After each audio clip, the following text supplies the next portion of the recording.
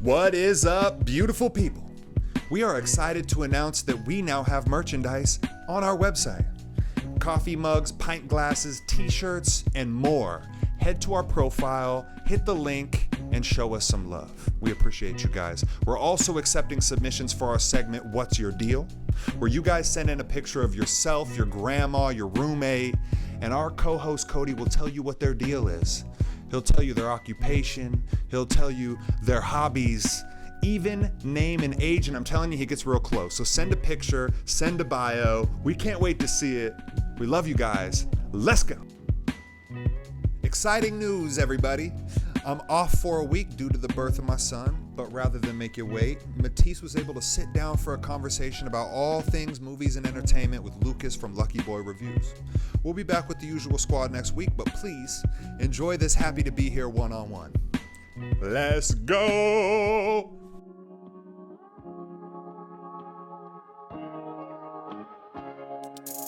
Yo, I'm just happy to be here. I challenge everybody that listens to this to get out of your shell and go do something new and fun. Happy to be here. Like they just slow motion.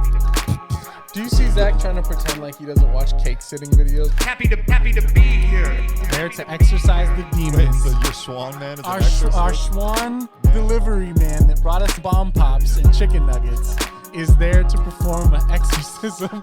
This needs to be made into a short You film. couldn't make this shit up. Yo, I'm just happy to be here. Yeah, well, we don't have to do a traditional intro. I mean, I might give one, but I mean, we can get idle chatter. I'm all for that. But no, I was looking for like a good horror movie because I hadn't seen like a really good horror movie in a long time. And like I say, Malignant was fun, but it wasn't like especially scary. Yeah. You know, and like my wife likes the silly. Conjuring movies and stuff, and those can kind of get, pretty See, scary. Even the second one's like, because they're kind of traditional scary movies. Yeah. And so a lot of times those don't freak me out. But I was watching the second one by myself at home, and it freaked me out. And I was like, oh shit, this is actually like a really genuinely well-made horror movie. Because it actually scared me. Like I felt uncomfortable sitting in my house watching this. And I'm like, that never happens to me. So I was like, dude, he's good. And anytime they can do a little bit more than just kind of rely on like the jump scare and stuff like that, Pure tension. like their tension is one big thing. 100%. I got a 7-day trial of Shudder because there was a couple things I wanted to watch on Shudder. I watched this movie called Caveat. Have you seen Caveat? Oh, the one in the hotel where they're like cannibals? No. So that's- this is basically this guy is looking for a job, and he's told that there's this girl who is isolated by herself on this island in a house. She lives out on this island in the middle of a lake. Okay. And she's like kind of out of her mind, but they need somebody to go watch her. Yes. All right, I'm saying So this guy takes this job to basically be a caretaker for this gal out on this isolated island where he like basically is like, we're going to take you out there by boat and drop you off and pick you up a week later. I love the premise already. And it is probably one of the most tense movies I've seen in like 10 years. Dude, thank you for giving me, because like... And nobody's seen it because it's like a Shudder original. And usually those are kind of like mixed bag. But it was very good. Because actually the Woman in Black, the Daniel Radcliffe one, is one of my favorite I love those. like haunted house, because the way they like had it go out there, you're isolated on this island, you can like once night falls and the tide rises, you can't get out of there, so you're stuck on this place. And I'm like, just that premise alone, and it's so moody and like that gothic horror. I love that shit. Well, and I get into it. My wife is always like, she'll make fun of me because I jump or like all kind of like I'll make noises. I will tear up at movies and stuff because I really get into it. Good. Yeah, and I get into the characters and their journey. And she has this like limiter on her where she like won't let herself believe that because it's all not real. You know, and so she stops herself from like putting any emotion out towards it. And I'm over there like, you know, I aim for that because like that's how I can literally gauge if it's a good movie. Yeah. Because if you pull out real emotion from me, tears, laughter, fear, whatever it is, like I genuinely feel it because I'm like, I'm there for the movie. You know? That was a good movie. Yes. Like no matter what, even if it's like, oh, that was a cheesy B movie, I'm like, dude, that genuinely made me laugh, or that made me scared. And like, I can appreciate like the good and the bad. Exactly. But, like I'm not gonna get on a roller coaster and go like this the whole time. It's like if I'm getting on this ride, like I'm gonna kind of submit myself to the ride. Movies, man. Anyone goes to a movie to be pissed off, fuck that person. Yeah, bro. For real. Or like people, there's a lot of people that, like if a popular movie comes out, they immediately, their first thing is to get online and shit on it. Yeah. Just to the be, worst. just The to, worst. oh, I'm so cool because I'm going against the grain Tearing or whatever. down It's like, something that took years to think of, like the people behind it, all the creativity, the imagination, just getting a movie made purely. And don't get me wrong, there are some movies that were just made for cash, and you can tell those, shit on it all you want. I don't care. But like, especially when it's an original story and people just going just to trash it, I'm like, dude, it pisses me off. Because even if I don't like it, I just won't review it. I just won't talk about it because I'm like, I'm not here to hurt it because it might find an audience. Yeah. And I want anyone who has some level of talent to keep going. Well, and that's the thing is like, you never know what is going to cause inspiration in somebody else. And so it's like, that could really be somebody else's like main impetus for doing the things they want to do. Or and so spark an idea. Yeah. So it's like, if I'm not going to spend time tearing something down just to make myself feel better. It's like, I'll just go fuck with stuff I like. Exactly. There's so like, we're literally being beaten down with content. Yeah. Like, literally beaten with So it. It's like much. Showtime, Amazon, Hulu, HBO, Netflix. Like, it's insane. And then movies in theaters, Shudder, all of this stuff. And I'm like, you cannot keep up anymore. You can't. And the quality is actually pretty good. It like, is. That's what's insane. It is, bro. And Even so I'm like, like to some of these, focus on like- stuff you hate, it's such a wasted time. It's Exactly. unbelievable that Exactly. people still do it. Well, the other thing is like, because it's, remakes and reboots galore. Yeah. And I have kids. So it's like, I'm trying to hip them to stuff that I liked when I was a kid. So I'm like course. trying to make my daughter watch, DuckTales and Chippendale and all Yeah. that stuff. She's like, oh, well, let's watch the new Chippendale. Yeah, though. yeah. I'm like, well, but the old one's cool too. And like Yeah, the new yeah. one, I actually enjoyed it. But a lot of people will take time to be like, well, it's not the one from my childhood. So fuck that. Or they Yeah. changed it. It's like, they didn't make it for you, bro. Exactly. You're a 40-year-old man now. Yeah. They made it for 7-year-olds. If you're watching Chippendale, Yeah. you're expecting them to like elevate the bar to your level. I'm like, dude, if your kids are into it and you enjoy it, watching your kid enjoy it, then they mission accomplished. Exactly. They did New it. Good Chippendale is job. cool, no Breaking Bad Yeah. though. Like, bro, what do you expect from the fucking Chipmunk movie, bro? What are you asking for? It's no freaking bad. You know what I'm saying? For sure. Yeah, bro. But That's it's true, man. I Like, mean, people expect. see it, but you're at it. Like, that's exactly how I am. Like, I just love the movie so much. I love the experience. And some people, they just don't have that same perspective. But I feel like people like you or I, it's just nicer. Like, they gravitate towards it more because it's purely love for the art form. Like, that's Exactly. what it is. Like, Well, and I've always been pretty easygoing, and maybe it's I smoke a little bit, and so I'm pretty easily entertained, and I kind of geek out on like, oh, how did they shoot that, or what went Yeah, into that, or of like course. how did they set that all up? So like I say, being able to see the good and the bad, and like even have appreciation for the fact that like people worked fucking and hard on sometimes this. scenes just work. Yeah. It's not even the whole movie. There might be a scene that they just like killed. Actually, the perfect example of this is, do you remember, or you probably, of course you do, The Village, the M. Night Shyamalan movie? That scene where Joaquin Phoenix is like out and about, and like, what's her name? Bryce Dallas Howard's like getting everyone in the basement, and she like is blind. She just holds her hand out, knowing that he's going to be there. And the music starts to build, and you see that red cloak kind of round the corner, Yep. and it just builds and builds. And all of a sudden his hand just grabs hers and like spins her around, and the violins just kick off. I was like, God, like that, just that Yes. scene, just that moment. If that was just a short film, it was so perfect. And I'm like, even if the rest of the movie lets you down, that little segment was so perfect. It's made it worth the price of admission. Oh my God. And I'm like, but people will just shit on that movie. I'm like, dude, just go back and watch that. Yeah. That's worth it. Just check out the 100%. highlight reel, man. Exactly. Enjoy, find And the good. Exactly. And like, then there's, in the best movies are when you take all those pieces and it just, dude, I mean, maybe in the entirety of cinema and history, we probably have like maybe 50 films that have gotten it 100% perfect. Yeah. Costume, music, lighting, direction, writing, all of it like seamless to the point where it became a timeless classic. Well, and even then, if you want to look for like flaws and chips and cracks, I mean, you can Yeah. pick anything apart if you want to. But you're probably right. It's probably about 50 that have got it damn near perfect. Incredible. Like Yeah. they're just like a perfect piece of cinema where you watch it and like you go back and you keep learning from it. It's like whatever it is, it's almost like a perfect storm. So to expect that every time, and a lot of it, even the movie Green Book, I remember like what's his name from Dumb and Dumber, Peter Farrelly created it, and like I went into that movie expecting almost nothing, Yeah. and I walked out and I was just like, it was so unexpectedly good because like all the jokes like landed. They were like, and they built up. It was like a comedian that knew exactly what he was doing. It was like layer, layer, layer. Yes. And then at the end, all the jokes start landing. And you're like, this was so brilliant. Yeah. And like, you love the character so much. And it just had this warm, happy ending. I was like, God, that was a great movie. But who saw that coming? Yeah.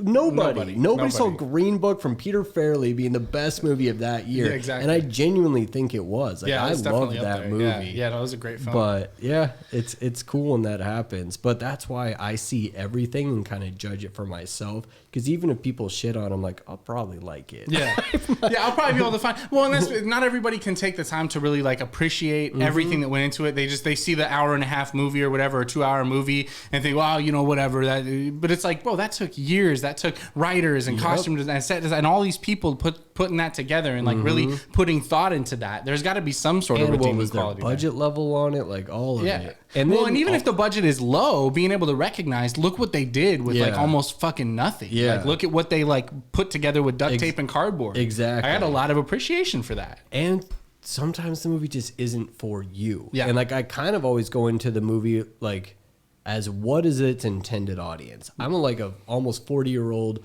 dude who's like, not everything is built for me. Exactly. So when I watch like Chippendales kind of or thing. stuff like that, I'm like, will kids? I'm like, I enjoyed it enough, and I'm like, I'm sure kids would love this. Yeah. And like, that's it. Like, it doesn't have to always please me. So my opinion isn't always the end all be all. It's just that's what it is. That's how you perceived it from your, but you can see like you have enough like wherewithal to be able to see it from the perspective of what the intended audience is and be like, for. yeah, Exactly. obviously. Yeah. Like I'll even watch like the Twilight movies, stuff like that, which I couldn't do it. actually I only saw the first one. I couldn't do it, man.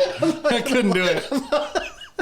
I was like, it's true, because I saw the first one. I'm like, I get it. I couldn't do it. But I didn't even see any of the 50 Shades movies, like No, stuff like me that. There's either. stuff I'm just like, it's just clearly not for me, and I yeah. just don't care Yeah. at all. Yeah, I don't have- And like, I try to get into that stuff, and I'm also just like, there's other things I could be doing. Yeah, well, and like you said, we're inundated with so much content. It's like you don't have to make time for everything. Yeah. Well, before we get too far, I should let people know who the fuck we're talking to.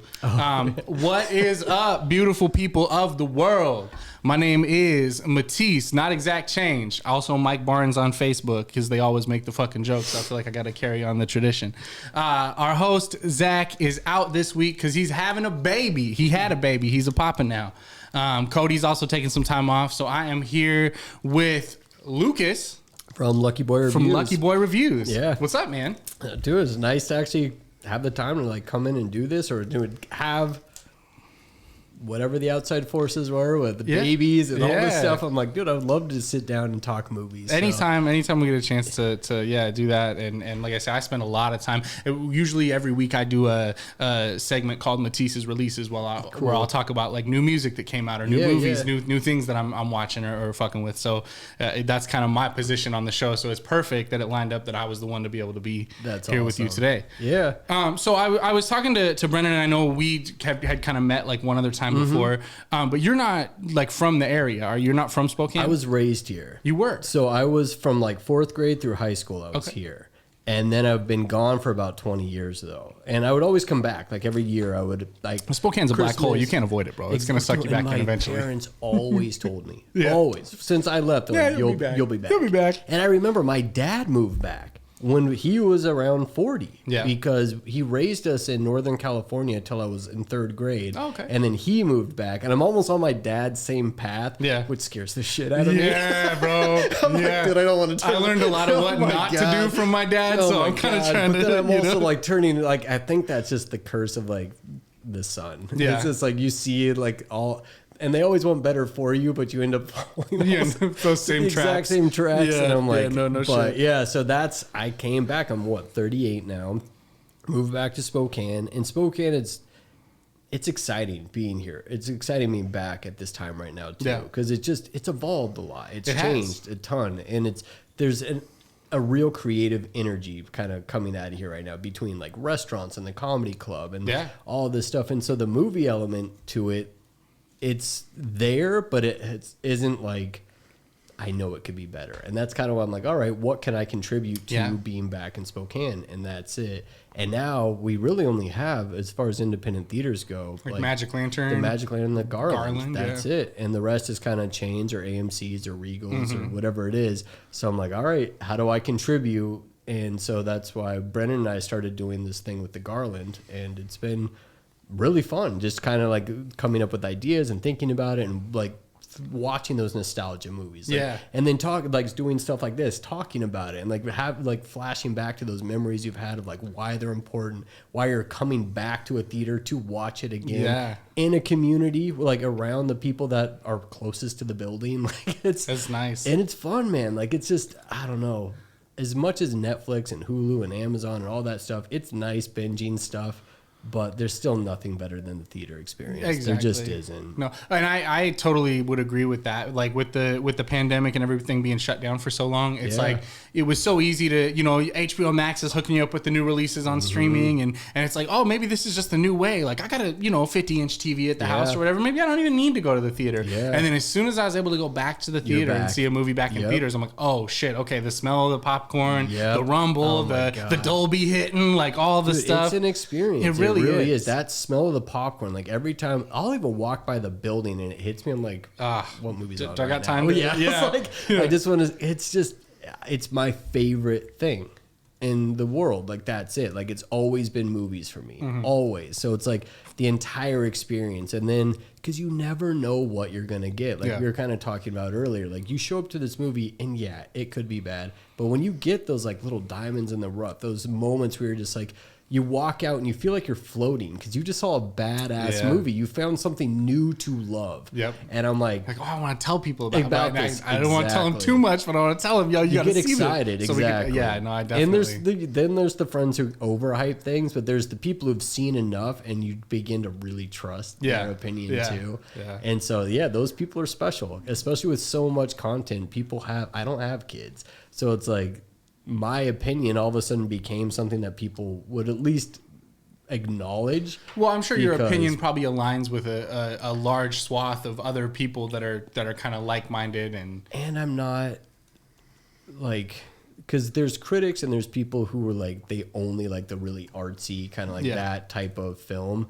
And I'm like, I understand that, but I still grew up on Hook, Back to the Future. Yeah. Look Who's Talking, Yeah. like shit like that. Yeah, I'm like, bro. Look Who's Talking is still amazing. Like Yeah. that's like Oh, a of silly, course. like It those is. 80s like movies, the rom-coms from that era. I miss all that stuff. Yeah. And it's still just like charming and light and fun.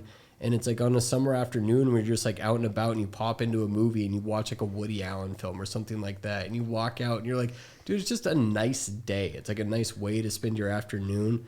And I just get into it. Like it's still my favorite thing to do. No, I totally agree. Yeah. So has it always been that way for you? Like since you were a kid? Do you remember like any of Forever. the first couple movies you went to when you were a kid or anything yeah, like that? Definitely. So the first movie that I genuinely like fell in love with, where I knew it was just became different for me, Yeah. was actually Robin Hood, Prince of Thieves. No shit. With Kevin Costner. Yeah. For some reason, that Solid movie, I was like, choice. when I was a kid, just hit me. I would go this is into it. my backyard and I would like, because my parents gave me like a Swiss Army knife. Yeah, I was a like Boy Scout, so I had little- yeah, so all I would kinds always, of I'd shit. carve bows and I would start making bows and Nice. arrows in my backyard because I wanted to be Robin Hood. And because how they like built the whole like fortress in the trees and like all that Yeah. stuff, and like he really took over the forest. And it was just cool. Like it was a cool movie. And Kevin Costner, I've always had a soft spot Yeah. for him. And the fact he's still relevant today and is still a still badass. killing it, and I'm bro. like, dude, the guy he's like Tom Cruise. Tom Cruise and Kevin Costner, there's certain guys that are just timeless. They whatever it is. So he was kind of my first that was my first love. What was your Oh man. intro where you knew movies were like a special thing to I'm you? trying to think. What would it have been? I remember real early in my movie going career. We saw this. So it was a run when I was a kid. We saw a double feature, and it was Indian in the Cupboard and Small Soldiers. Hell yeah. And I was like, the double feature idea was so The fucking best, cool to yeah. me. And I haven't done that much in my life, and there's not really a whole lot of double features you can go seek Not out now. anymore, yeah. But it was that, And then when they re-released the original Star Wars trilogy in theaters, my mom took me to that to see, you know, New Hope and Return of the Jedi and Empire and everything. And that was just like, wow, this is really fucking cool. It felt like an experience. Yeah. Like, yeah. And I'm so glad that as a kid, I got to experience those movies in theaters, because it's like for my mom, who also got to experience those when she was young in the 70s when they came out initially, you know, and stuff. It's like, that's so cool to be able to pass that down to your kid. Exactly. And that's what our generation now, like, we are the fathers now. Like, our age now gets to start doing that for it, because you realize that you're creating these memories. You're creating stuff that's locking it to these children's brains, because you were like a sponge at that age. And the feeling and the excitement, like, you make it special. Like, buy them the candy, get them the popcorn, like, make it to where they're like, when you tell them we're going to the movies, they get pumped. Like, they're like, oh my God. Yeah. No, my daughter loves it, man. She's 7, and that's like her favorite thing to do. We took her to see. She really wanted to go see the new Spider-Man when it came out. We took her to see the new Spider-Man, and then ever since then, because Doctor Strange is a big part of it, she's like, "Oh, I want to go see Doctor Strange." And I was like, "Well, it's Sam Raimi. Me and Mom should go see it first just to make sure." Okay, she's 7. We're gonna wait a little while on the full-blown Sam Raimi horror movie Marvel treatment. I actually don't know if it's better, because my parents did not have that same thought process. No. Dude, they were letting me watch, like, I remember watching like Die Hard when I was like 7. And it was kind of a different time, though. Like, they just. Think about movies my like dad wanted to watch it, so he's just like, and I was with him, so he's just like, whatever. Well, and I remember when I was a kid, my dad would be like, "Okay, we're gonna watch something. Go to your room or go downstairs," and they'd always kick us out of the room if they were gonna watch something grown up. And like, we're not that way with my daughter, so it's been a little bit tougher now that I have 2 kids. I got a 7-year-old and a 1-year-old, and so we have very limited time to watch things that we like want to watch. It's like mostly like, oh, let's check out Chippendale, you know, and stuff like that. For sure. But you know, she loves the movies, and she gets so pumped when we're going to the movies. It is just about creating those experiences, but it does get tough, because with it being a different time when we were growing up, like I think of movies that were classic to me, like, you know, the Back to the Future and Ghostbusters, things like that. Like the new Ghostbusters came out, me and Brendan went and saw it, and I'm like, oh man, I want to show this to my kid, because Afterlife was really good. I really loved Afterlife, but I'm like, so you liked it too? I loved it. It was like top 3 of the year. For me. It was amazing. They nailed it. They nailed it. So good. And I'm a sucker for Paul Rudd. I love Paul Rudd. Oh my God, man, what a perfect addition. Yeah. Because I always thought if they were going to reboot Ghostbusters, I kind of wish they would have gone like Jonah Hill, Michael Cera. See, if 2016 could have been like those guys, like if it would have been like a Stoners like Ghostbusters, I think would have been pretty hilarious. Been but I'm glad they went kids nostalgia, because even that was so good. Like, it was perfect. You know what I actually found out just the other day? Because one of my like kind of guilty pleasure movies is Evolution. With David Duchovny and Orlando Jones and stuff. For sure. I found out that was actually originally a Ghostbusters 3 script that got retooled, and that's why Dan Aykroyd is in it. He plays like the mayor or the governor or something in that. Dude, I should go rewatch that with that in mind, because I didn't even pick up on it. And it just like made me kind of view it in a whole new light. I'm like, yo, I can actually hear like Murray and Aykroyd saying this shit back to each other. For sure. You know? But yeah, we were trying to watch the original Ghostbusters, and I'm like, oh, you know, PG, it's probably fine, you know? And then we get to the scene where there's like a ghost giving Dan Aykroyd head under the blanket, and I'm like, and I'm thinking with my 34-year-old brain, that's fucked up. And as a 7-year-old, she's like, what's over their head? Oh, the ghost was tickling him. Yes, you know. Oh, that's really funny, dude. My parents, I would go back and watch stuff. I remember it happened like around college, maybe even late, like end of high school, and I would rewatch stuff my parents let me watch when I was a kid, and I was just like, oh my God, like, how did they let me watch this? Like, this is crazy. But I'm like, because it's so over your head. You're so innocent, man. You're just like, what is even at most? You're like, what's happening here? Exactly. You know, you don't get it, because you don't have that reference. But it's weird that the stuff that'll like they do see that there were some movies that I remember. There's very vividly a scene that was in the movie JFK, the Oliver Stone movie, and there was a scene where they like were taking this guy clearly against his will, and they were injecting him with drugs or something, and he was like screaming, and I'm like, I remember a feeling as a little kid, like, and I realized what it was later. It was like part of innocence was dying in me. Like, you feel like I'm this really awful, the curtains like, kind of getting peeled back a little bit. Like, you just feel like you're like, why would they do that to him? Like, he clearly doesn't want it. Like, how could people be capable of that? And it's sad that feeling, you get numb to it over time. And so I don't know, but that's there too, because you don't really think about how things are affecting kids until it's kind of too late. Well, and we've had to have that. Like, my daughter is a big Lin-Manuel Miranda fan. She likes like all the Disney stuff he's done. Yeah. And then when Hamilton came out on Disney Plus, we watched that, and she like is obsessed with it and knows all the songs and stuff. But there's death in that movie, or in that show. People get shot, and then he's got another one, In the Heights, and like the guy's grandma dies in that, and it's very sad. And like she's actually got tears coming down her face while we're watching it. And we got to kind of explain to her, that hey, they're actors, and it's actually like we were talking about earlier with emotion. If this movie can elicit that kind of emotion for you, it's doing a good job. What was the movie that broke you first? Oh man, I know exactly what it was for me. The movie that wrecked me as a kid. So, man, that's tough to say. I would say the first thing that like really, I don't know about broke me, but the thing that like scared the shit out of me more than anything as a kid is I thought that stop motion animation as a kid was really creepy. Like Nightmare Before Christmas creeped me out. Sure. So in Pee-wee, when Large Marge picks him up and her face goes fucking like that scarred me, bro. I still think about Large Marge and I'm like, oh no. Dude. Yeah, those like I remember for me crying. It was a cry one. Was My Girl.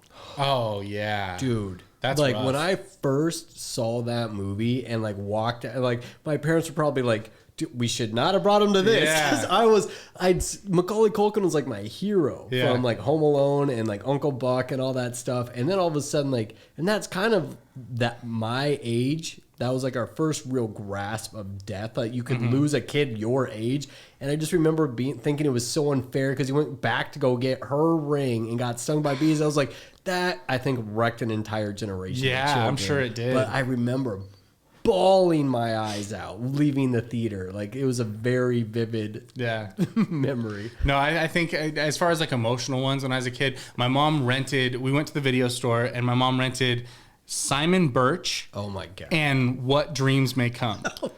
Oh my God. I think I was like 8 or 9, bro. It's like the late 90s, just like torture fest. Like, and I mean, those are both fucking great movies, bro. Dude, but like What Dreams May Come. If they were bad, you wouldn't cry. Yeah. Oh my And God. I remember like really like wrestling with death and what is death and what is the afterlife and what is this and what is that. And I'm like way too young to really grasp those all concepts. Yeah. Being raised religious, that was how it was with me too. Seriously, I was just like, this is really complicated. Yeah, and I was raised Catholic. So me too, same thing. Stand, sit, kneel. Yeah, exactly. Yeah, it is crazy because like all of that stuff, it's like forming the human being that you're evolving into. Yep. Because a lot of those movies, I call them my foundation films. They were the ones who like laid kind of my sense of humor, like all the references I have with my friends. Like it's how I genuinely connect to people is by the movies we were attracted to when I was young. And I've always just kind of had like these staples that were just, they literally kind of built me as in a weird way. No, I totally feel that. We actually, I was telling you, we were at the studio recording a song when Zach got the news. We have a song that we did a couple years ago on an old album of ours called Raised by the Television. Okay. And it's basically like, like my parents kind of put me in front of the TV. Yeah. So I was raised by like what I saw on TV, like the Family Matters and MASH and all this stuff, all that stuff. And movies too are a huge part of Snick that. Like, and like TGIF, like those are a big part of our weekends growing up because it was appointment television back then. Yeah. Like, if you missed it, it wasn't like I could buy the box set later. It was gone. Like you just never saw it until and it's I kind of like, from a nostalgic perspective, I kind of like how, like with some of the newer shows, like I'm a big Star Wars, so I'm on the Obi-Wan and all that stuff. But I love the weekly release format just because it kind of takes me back to that thing where it's like one episode of a thing comes out and now everybody's talking about it. Exactly. And it's like, did you see it? Did you catch it? And it's not this thing of like Stranger Things, for instance, because the 7-year-old, I had not even started season 4 yet. Haven't been able to. She's going to the coast with her grandma next week, and next week me and my wife are like so ready. She leaves on Tuesday, and as soon as she's out of the house, it's going to be season 4. Night. Yeah, but it's like in that sense, when you binge something like that, it's just over and done with. So it's like a year and a half to 2 years before you even watch again, and you start watching, you're like, wait, what happened in this? Like I don't even remember most. Well, and of especially it. with the pandemic, like one of our favorite shows is Barry. Okay. And I love Barry, and we had to kind of go back and be like, wait, what happened? What happened? You know, it's been like 2-3 years almost since a season. Exactly. And you can watch it like because they're only half-hour episodes, so you could finish that in like a night. Yeah. If you just binged it, and you're like, then all of a sudden, a new season comes out, and you're like, I don't remember any of this. Yeah. Like vague, like vaguely. Yeah, we've been that way with a lot. Like Ozark was another one we were like that with, where it's like, wait, what the fuck is happening with the birds? I don't, like. And it's too much, man. It's literally just too much content. It's so crazy. Do you know Danny Boyle, the director? Yeah. So his new show just came out yesterday or the day before, Pistol. Which is the Sex Pistols show. I just started that, and I'm like, dude, it's insane, and nobody's talking about it. I hear nothing about it. There's zero buzz around it, but I'm like already starting. I'm like, I'm super into it. I still need to go back and finish Pam and Tommy. I started and didn't finish watching yet. That show was wild too. Yeah. And then I'm like a sci-fi guy, so I'm like, I better go catch up on the rest of season 2 of the Orville, because the Orville just came out with a new season. Yeah, so it's crazy. so fucking much, man. I don't even know how it's sustainable. I really don't, because I feel like even Netflix is losing subscribers left and right. Yeah, they really fucked their reputation a lot. Well, it's because they boosted their prices. The content, you realize you're like paying between even just HBO and Netflix. That's $30 a month just for those two subscriptions. You're paying damn near cable again. Exactly. And it's like, then you have Amazon, which basically comes with Prime. Then it's like then Disney, you kind of get Hulu and Disney and that stuff with it. So there's like this weird kind of like balance you're trying to, and sometimes Showtime will have a good show, or like even Epix has had some solid shows. Yeah, From is great. Did you watch Chapel, From? I did watch From. Yeah, that's like a new Lost. Like I wish they wouldn't have ended it on so many questions, but dude, it scares me because I hope it gets renewed. Gave so little answers. That I'm just like, I put so much time into these 10 episodes. So like shows like that, I get very skeptical. Because I'm like, you better have thought this through. If you didn't, I'm investing a lot of time. And I have a lot of questions. Either this is going to be brilliant, or I'm going to be really upset. Really pissed. And it seems like, I don't know. I can't tell. So that's the thing. But Epix has some solid shows. Like, I mean, what was it? They have another one like Billy the Kid that was out. But I'll start watching stuff on there, and like, this is insane how to keep up with all of it. And I'm like, I just don't think people can. No. Well, Amazon's so sneaky too. As soon as you get Prime, they're like, hey, we got Showtime 99 cents for 3 months. You want it, right? You got something to watch on there. It's like, fuck, maybe I'll watch Kidding. Maybe I'll give Jim Carrey a shout out. Michelle Gondry, because all these really great directors start doing television, and they don't know who's going to snatch up their content. So it's like, I kind of watch stuff based off of director. Yeah. And that's why David Fincher's my number one. Like, I love him. Oh, nice. And so do you watch Love, Death, and Robots? Yeah. Love, Death. Yeah. That, I mean, his short for that was amazing. And then he's got Mindhunter, which is probably like sick. My favorite show of this era ever. Really? And it got canceled. Yeah. They keep dangling the carrot. Exactly. They keep saying. But now, like, that's literally the epitome of like what they're cutting ties with now, because it's an expensive show that's not getting a ton of viewership. But I think that one has legs on it. I think it's gonna keep kind of building over time because it's so well done.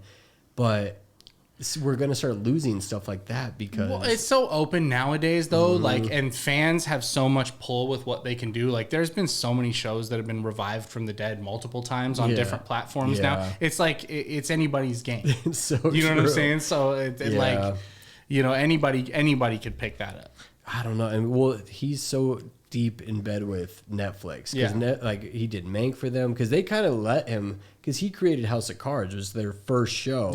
And so he's like they feel like they owe it to him. Are like they're just so cool, and like it's cool because he does get a lot of stuff made through them.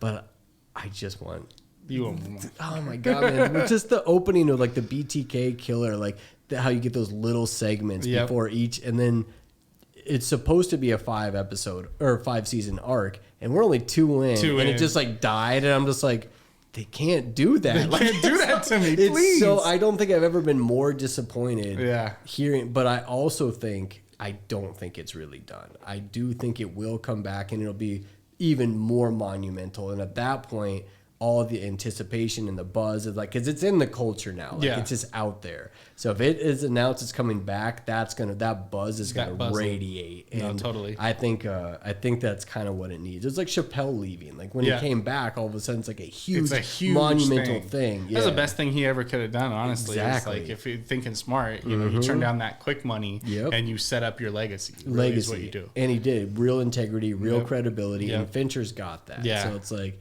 yeah, man, it's an exciting time. It's an overwhelming time. And it is kind of curious because I'm watching this all play out. And I don't know how it's all going to shake out. But nobody does. Nobody does. Right now, we're just getting beaten down. And I'm like, but what's going to stand the test of time? Like, what are the shows that are going to actually have a legacy attached to them that people will be watching in 20, 30 years? Because a lot of this stuff will just be discarded. Yeah, it'll be obscure and not on any sort of platform to watch or anything. You kind of wonder what the future is going to hold, especially with like so much stuff getting produced and everything. It's just like it is with music nowadays. Yeah. You don't go and buy the album or the vinyl for, $15-20 and like cherish a full album, even if there's a couple songs you would skip. Now it's like there's so many shows out. It's so disposable. Yeah. People don't value it as much as they should. And even telling people, you're like, dude, you gotta watch this show. They're like, yeah, man. I hear that from like every person I know. Yeah. And it's like I have like 30 shows now I'm supposed to be watching. And you're like, you can't possibly get to all of it. It's just insane.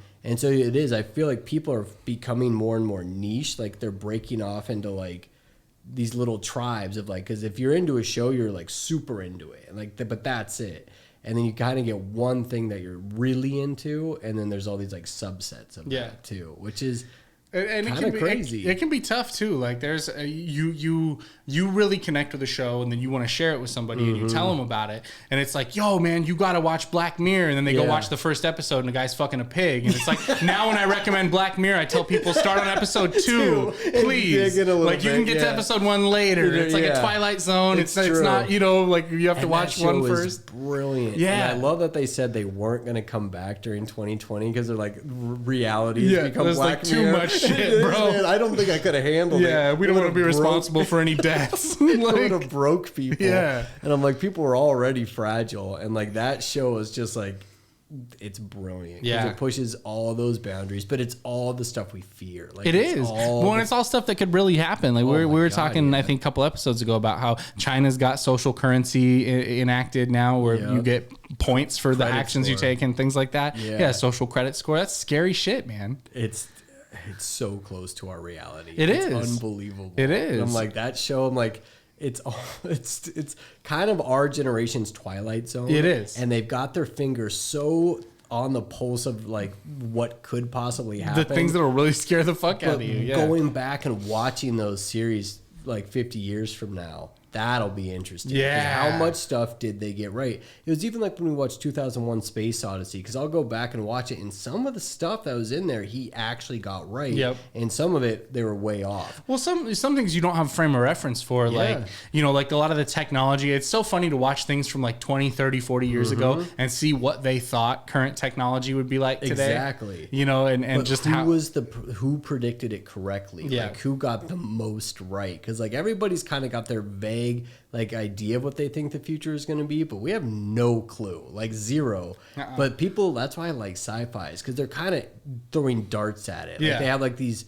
Do you know what movie actually I think really kind of got it right in a weird way is Her, the Spike Jonze movie, because like because it's like subtle stuff that he kind of threw in there, but he kind of nailed it. He too. did, and he didn't do it so far off in the future that you can kind of see like.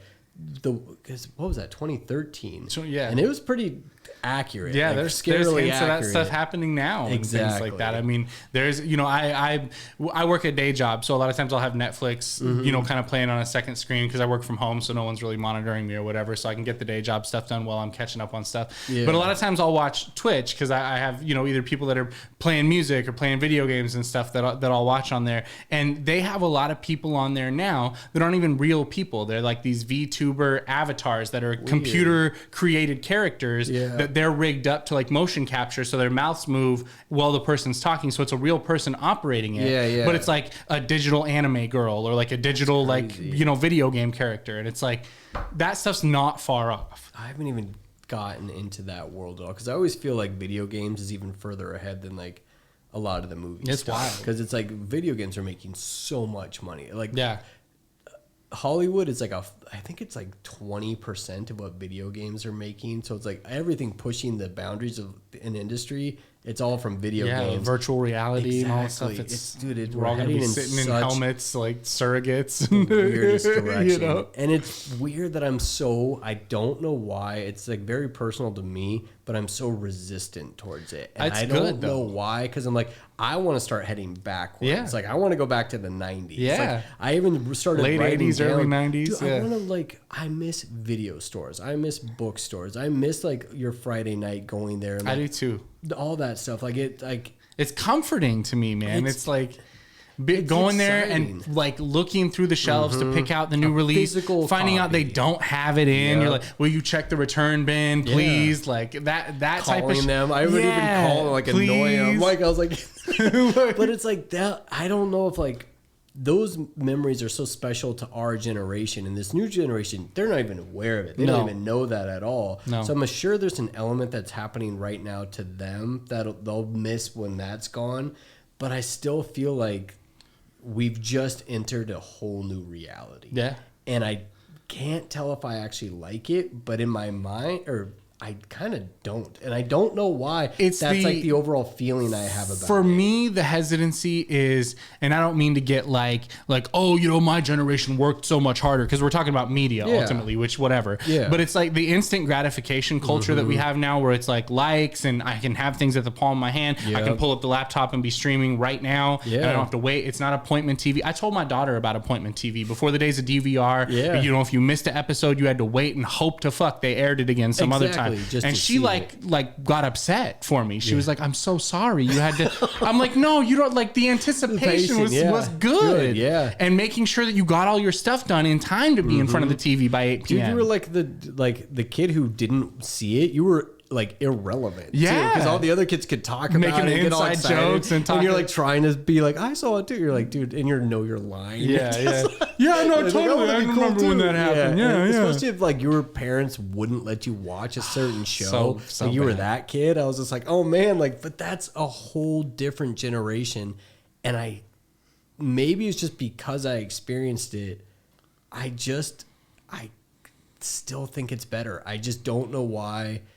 I think everything moving into this like digital reality, because I miss physical things. Yeah. Like, even just picking up a CD or a DVD or whatever it is, and you have it in your home. Because I'll buy stuff on iTunes. Like I'll actually buy digital copies of stuff, and then I'll go back to watch it, and it'll be gone because Yeah. iTunes would ever lost the rights for it or Yep. whatever. Or you don't really own what you paid don't for. own it, and you don't own paid for it, Yeah. and then it's gone, and then they'll get it back like 3 months later, and then I go to watch it, and they make you rebuy it. Sucks. So I'm like, you don't actually own Anything that you get digitally. and I'm like, this is crazy. And Yeah. I'm like, and then once I started kind of realizing this stuff, and the curtain just keeps getting pulled. And I'm like, I think we got duped, man. Yeah. I really do think it's Well, like, and I not understand from an great. environmental perspective, like, you Yeah. don't want landfills filled with DVD cases and Yeah. old shit, but it's I like, know. bro, I still have a pretty extensive DVD collection. I got a turntable, and I've started buying vinyl records of the That's records cool. that I like. And it's Yeah. like, nothing beats like holding it in your Physical. hand. I was converting some old like tapes that my mom had from an old video camera, converting Yeah. the footage to digital so we don't lose that Yeah, stuff. She yeah. had like Disneyland footage from when I was a kid That's and like stuff awesome. like that. But I found a bunch of my old tapes too, and most of my shit wasn't stuff that I had like recorded with a camera. It was like I had recorded stuff off TV that I wanted to watch, and you can see where I like stopped to not Paused record it. the commercial, so you get Yeah. like 5 seconds of a commercial, Yep. and then it comes back and blips into the show, and it's like that's such a time capsule. It's like Yep. that's important. Yeah. You know, Absolutely. So, That's kind of why I love watching old movies, because I think of them as time capsules. Yeah. Like I'll go back and watch like old Hitchcock films, especially Vertigo, because I always had like this love for San Francisco. Vertigo's and cool. there's those scenes where like Jimmy Stewart's driving, like he's tailing what's her name as she's like running her errands and but you're seeing San Francisco, what it was like to live there in the 50s, just like how people were dressed and the style of things and the neon and stuff. Yeah. And I'm like, dude, and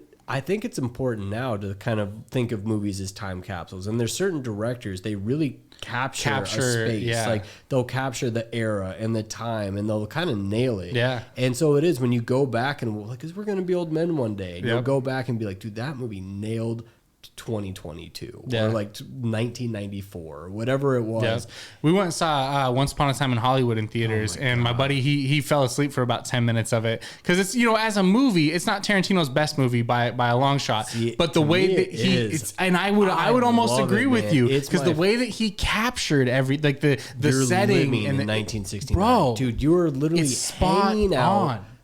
with an actor and his stuntman in 1969, 1960, and you're just yeah. hanging out with them. Yeah. That's it. That's the movie. Like, and it's like you feel like, Nothing really has as to a happen. movie lover, like you know what it's like to be on set and like you meet a young actress and like his interaction with her, and Yeah. like, and then Brad Pitt's just like this kind of stoner like. What's a like stunt double? Yeah, who's like just clearly very aloof. Yeah, and I'm like, dude, to me that movie was perfect. I love that I movie. love it so much, and the music was incredible. Spot on. It was hilarious, like, dude, and the way it ends is just so like cinematic, just over the top. With the insanity. flamethrower and but the it fucking righted the biggest wrong ever in Hollywood Yeah. history. Yeah. Sharon Tate was murdered in the hills. Her husband created Rosemary's Baby, and I'm like, dude, imagine a version of that happening today.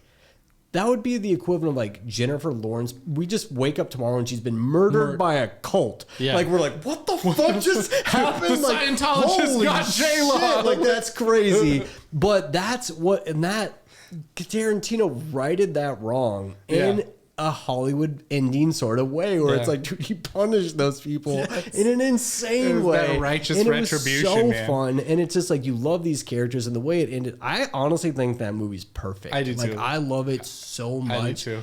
And it's my favorite summertime movie now because I feel like it just fits the summer setting. Well, and you really fall into the setting. Not many Yeah. movies do that. Like when they're period piece movies, sometimes it's really tough to like find it believable. Yeah. And that movie was good at it. Last Night in Soho was also pretty good That at was it. a great movie. And, I had a ton of fun with that one. and I really also like it was a couple years ago. The Nice Guys. oh my god, man! I love The Nice Guys. How that movie ended setting up a sequel more than any movie ever. Like it literally was like setting up like, hey, we're now making advertisements. People can call us. Like we're gonna get new cases together. We're working these things together. I pray they and get them it back just together. died because nobody saw it. And like then it was out on DVD or iTunes or whatever, and it spread like crazy. Yeah. Now people are obsessed with that movie, and it just didn't have success in the box office. Yeah. And I'm like, if they made a sequel to that, people would go nuts. So fucking it's good. incredible. So fucking that movie good. is One one, of the of best my movies I've most seen. underrated fun movies Yeah, ever. It's just fun. It's- It's the banter, dude, the back and Gosling forth. is hilarious. Gosling, yeah, and Russell Crowe, they both like the Who way they play knew? off the kid, Pairing like everything those is two fucking together, perfect, bro. Gosling and Russell Crowe, like. No, I could not have predicted that pairing to be as perfect Yeah. as they are. It was And, really like, good, dude, Shane man. Black saw it, man. Like, because Yeah. he did Lethal Weapon, because he does those buddy cop Yep. movies, and Yep. for whatever reason, he saw those two, and it works perfectly. And we get one. We got one of them, and it's like it just ends on that like note where you're gonna get more, and we might never never get get it. more. Yeah, Ugh. it's nuts, man. That's the thing about it, though, man. Is there's That's movies. It's because that's when you're a fan. Like there's people who like movies and they like movies. Everybody likes movies. Yeah. And then there's people who know the ins and outs, the little intricacies, and like all that stuff, and like the directors and like and that's it. Like digging into any world, be it comic books, movies, like or video games, anything you dig into, it's a whole world underneath Yeah. just the surface level. Yeah. And like movies is that same thing, but that's my world. Like I know all those weird The little little details things, and- and yeah. it's like the stuff that got away, the stuff that we got that's like under all of it. Like I love every aspect of that. Yeah. Because it's fun. Like it's interesting to me. And I get how most people don't care. They don't have the time or whatever. Well, a lot of people don't want to see how the sausage is made. They just want to eat the sausage. Yeah, That's exactly. it. They want escapism. That's why Marvel's so big. It's just pure escapism. You go to the movies, it's big blockbuster entertainment, and it's fun. And like easy. then there is layers to like everything. And I love every layer. Yeah. Like I love the whole spectrum of it, beginning to end. And when you find people like you, that's just like, you get it. Like, you know, they get it. And I'm like, that's awesome. Yeah. It is. It's fun. No, I've had an appreciation for it since, I don't know. It just makes sense to me. And that's the thing is when you really connect with something like that, and you kind of want to know, like, okay, well, how did they make me feel like that? How did they do that? Yeah. You know, I was talking to Brennan just yesterday. I was like, you know, kind of, I had him link me to your social media and stuff so I could see like some of the stuff you'd reviewed recently. And he was like, you know, I don't know if it's still a thing, but he's told me that one of his favorite movies is Road to Perdition. And I've never seen Road to Perdition. Oh, right. So Brennan sent me the text yesterday, and 5 seconds after I got the text, I just looked up, where's Road to Perdition streaming on Netflix. I watched it yesterday. What'd you think? Really good fucking movie, man. That's a movie-ass movie, man. Dude. Like Hanks, That's Daniel Craig, Jude Law. Newman's last live-action movie. Wow. That's a really good fucking movie, Dude, man. It's like as far as a mob movie goes, like in that genre, it's so unique. It's so like specific to that thing because Jude Law's character in it is so creepy, man. He is creepy. Dude, that scene where like the guy's like he's taking pictures of the and dead he holds body. the cloth over his mouth. Yeah, bro. It's just like it's such. And the more you watch it, it gets better with each viewing. I can kind of see that And because it's one of those movies where like they introduce you to character. A lot of movies will introduce you to characters and then you kind of forget about them or they're very tertiary. They're secondary. This movie is like Jude Law doesn't come in until like almost an hour into the flick, and then he shows up at the end. And like, dude, it's that movie. So I'll give you the perfect setting: fall time, rainy day. Yeah, put on that movie. Fuck, man, that's It's like it's a incredible. perfect. It's literally that setting, that movie, that time.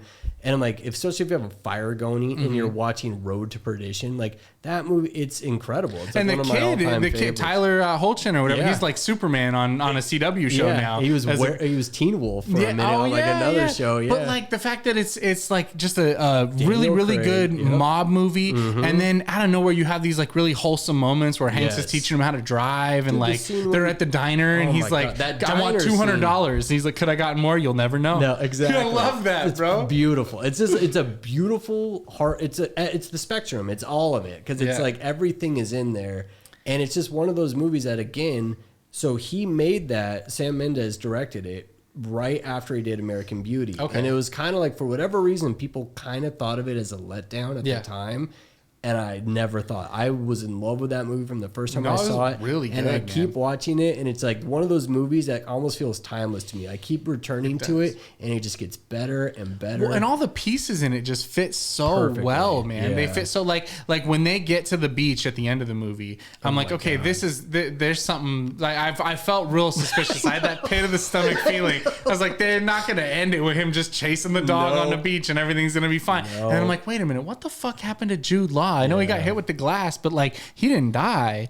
And then all of a sudden, of course, bro. Like there's that moment, and then the kid, the whole movie ties together. The kid can drive, so then he drives the car back to the farm that was repaired. And he's like the couple that never had kids, and the it's whole like movie because the way the movie starts, he's like basically talking about his father. Like, was he a good man or was he a bad man? Father, he's like, he was my father. But that moment at the very end where the kid could have shot him or couldn't not, do it. he could have become his father. Yeah. Or it's that sins of the father thing, man. It isn't exactly, and you don't want that for your son. You know, you want your son to have a different kind of different life. Yeah, and he didn't ever cross that line of taking another life, so he still has like you don't have to question was he a good man or a bad man. He just gets to be a better man. Exactly. And I'm like, dude, it's such like a perfect like, and people don't watch that movie, and I recommend it quite a bit because I feel like just putting it in the ether every once in a while. People like the fact he told you to watch it. I'm just like, some people do that. They're like, why haven't I seen this? It's Tom Hanks. It's Paul as soon as I Newman, looked it up, I was like, Daniel holy Craig. shit. Like, how did this get by me? Yeah. And it's Sam Mendes directed it. Like, how the fact that movie is still underrated to this day,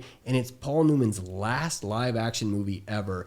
And you kind of realize how like that scene in the basement of the church when Tom Hanks and Paul Newman are talking, and you see the dynamic because Tom Hanks is a great actor. Yeah. Paul Newman outshines him. Like he's like everyone in this room's murderers. We are all murderers. And I was just like, Dude, Paul Newman is a fucking legend. Like, he's the pinnacle. Yeah. He's like the absolute best of everything and that was his last movie, and I love it. He's one of those like old school movie actors, Yep. though. Like that's what you get when you get Paul Newman on set. Newman, Like exactly. he's taking it real fucking serious. Yeah. He's giving you his show. He just has natural charisma. Like everything about that dude is just, he is a movie star. And you know who I'm catching elements of it? This is way too early to call, but I'm catching real elements of a guy, and like he just keeps picking better and better movies, and he keeps Miles Teller. Yes, I fucking love that. I love my Whiplash sold me, bro. Whiplash was one of the first where I was just like, nice, but like, because he was like, even his romantic comedies like Spectacular Now and like stuff like that, you started to see he had like a charisma to him, but he kind of had like almost like a borderline frat boy ish kind of like charm where he's like a partier dude, but then he like everything. Because are you watching The Offer on Paramount? No, I haven't Plus? started it yet, So but it's I've the heard creation. real good things. It's amazing, and like he carries that show, and he's so good. And then I saw him in Top Gun. I'm like, dude, this kid is on fire. Like, he's just so good, and I'm like watching him evolve now because he's so young. Getting to see that growth is and like, sick. will he stand the test of time? Like, what are because I love seeing choices, like career choices, like who do they evolve into? Yeah, and it's Pattinson's kind of doing that too, man. Dude, I mean, starting in Pattinson Twilight, and brilliant. Batman was great, bro. Oh I rewatched the Nolan trilogy a couple weeks ago, Yeah. and I mean, it holds up. It's good. Yeah. it's good. I honestly like the militarized Batman in a fucking tank. You know, the Tumbler is a tank, bro. It's not a Batmobile. sure. No, it's a no. goddamn tank. You know, and that's cool. And like Heath Ledger's performance is legendary. But to have Pattinson like early Batman, he's just a detective, straight up detective shit. the best. I love that's it. what it's a noir detective where he's clearly an outsider. Yeah. When he walked into that room and Gordon's like kind of looking at the body, and you see him walk into a room full of cops, and they're all like, dude, why is this he even freak here? here? Yeah. Like, dude, who invites a dude dressed as a bat to come look at a murder scene? And you kind of got that feeling. I'm like, they nailed it. Like, they just made this character so much more interesting than like we've ever seen him done before. And but that's our generation's version of it now. Yeah. It's not even our generation's versions. We've gotten like every generation's been good. It's like, dude, Batman has evolved culture more than any other franchise. More ever, iterations. I mean, Yeah. Spider-Man's getting close now, but yeah, I mean, we've had fucking Keaton, Kilmer, Clooney, you know, Christian Bale. But you it know, was like, what's his name? Keaton was like, Burton really set off like the late 80s and 90s. Yeah. And then it was like, you want to talk Nolan about like brought it to- Costner and those guys? Keaton is still relevant as shit, Oh my bro. God. I love him too. Yeah, I love him, man. But yeah, I mean, it's just as overwhelming as all this stuff is. It's weird because you kind of have to find your niche or your way through it to kind of keep your sanity, but then still appreciate literally the abundance of the shit we're getting. And it's exciting, but it's also, it's almost anxiety inducing, like overwhelming. It is. Because it's very strange. It's hard. And like I say, I got 2 kids, so our time is limited with what we can watch anyways. And then when we get the kids down for bed at about 8 and have time to watch a show or something like that, or like my wife will want to watch something and I'll do that thing and be like, oh, don't watch it without me. And it's like, I should just let her fucking watch it without me, and then I can watch it on my own time. We can talk about it. But I get that like FOMO of like, oh, I want to watch it with my wife and like have it, you know. It is fun to experience it together. Because she has her shows and I have my shows. Yeah. Because there's certain shows that I'm like, I'm not gonna watch that at all. And then there's certain shows I'm like, I know she's gonna hate this. yeah. So I have like, and then I got a lot now of that I those. get to stay up later, I get to watch my shows, and then she watches her stuff, and there's stuff we watch together, and it's fun. Like, it is. You kind of have your own experience with it. Because even now, it's like I'll probably get high, go down and watch the new Cronenberg movie. And I'm hoping it's going to be like a creepy midnight movie. Yeah. Like, I want it to be like real freaky. Yeah. To where, because I'm love shit- forcing myself shit to that, walk like, home afterwards to be like, how scared am I actually? Like, Oh, I test myself. you just made me think of it, bro. So I know I was talking about like the Pee Wee Herman Large Marge when I was young. The movie that broke me when I was too young to see it was The Cell.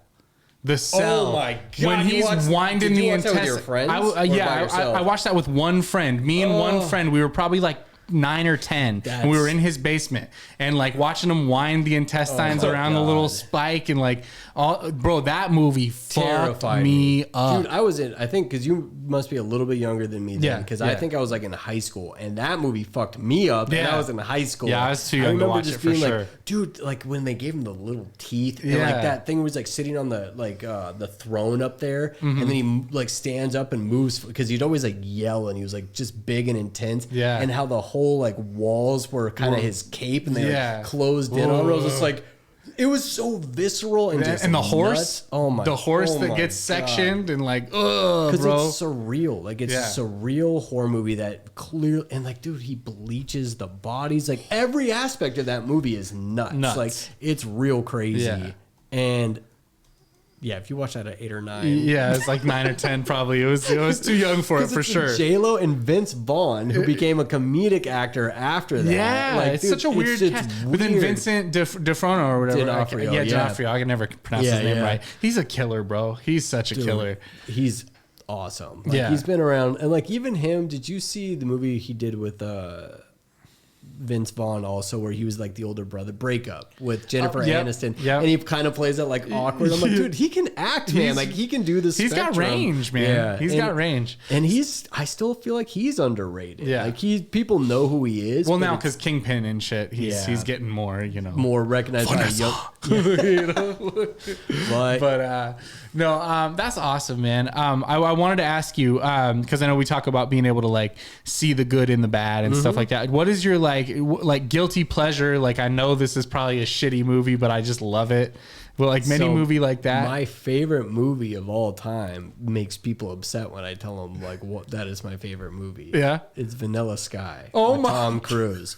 People get really mad at me for that. And you want to but I have a really good reason why it's my favorite movie. So when I first saw it, I hated that movie. Yeah. I really hated it. Yeah. All I remember is that fucking Goo Goo Dolls song. Oh, God. Yeah. And so after we talk about it, go back and watch it. Because I think you'll like... You're going to make me watch Vanilla Sky again. It's great, though. So the whole premise of the movie is... Tom Cruise is playboy, lives like this, like whatever, extravagant lifestyle, kind of fucks over this girl, gets his face destroyed.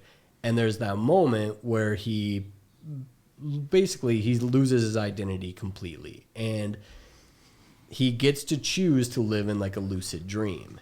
And so there's a moment where he you'll hear it in the movie, it goes, whoop.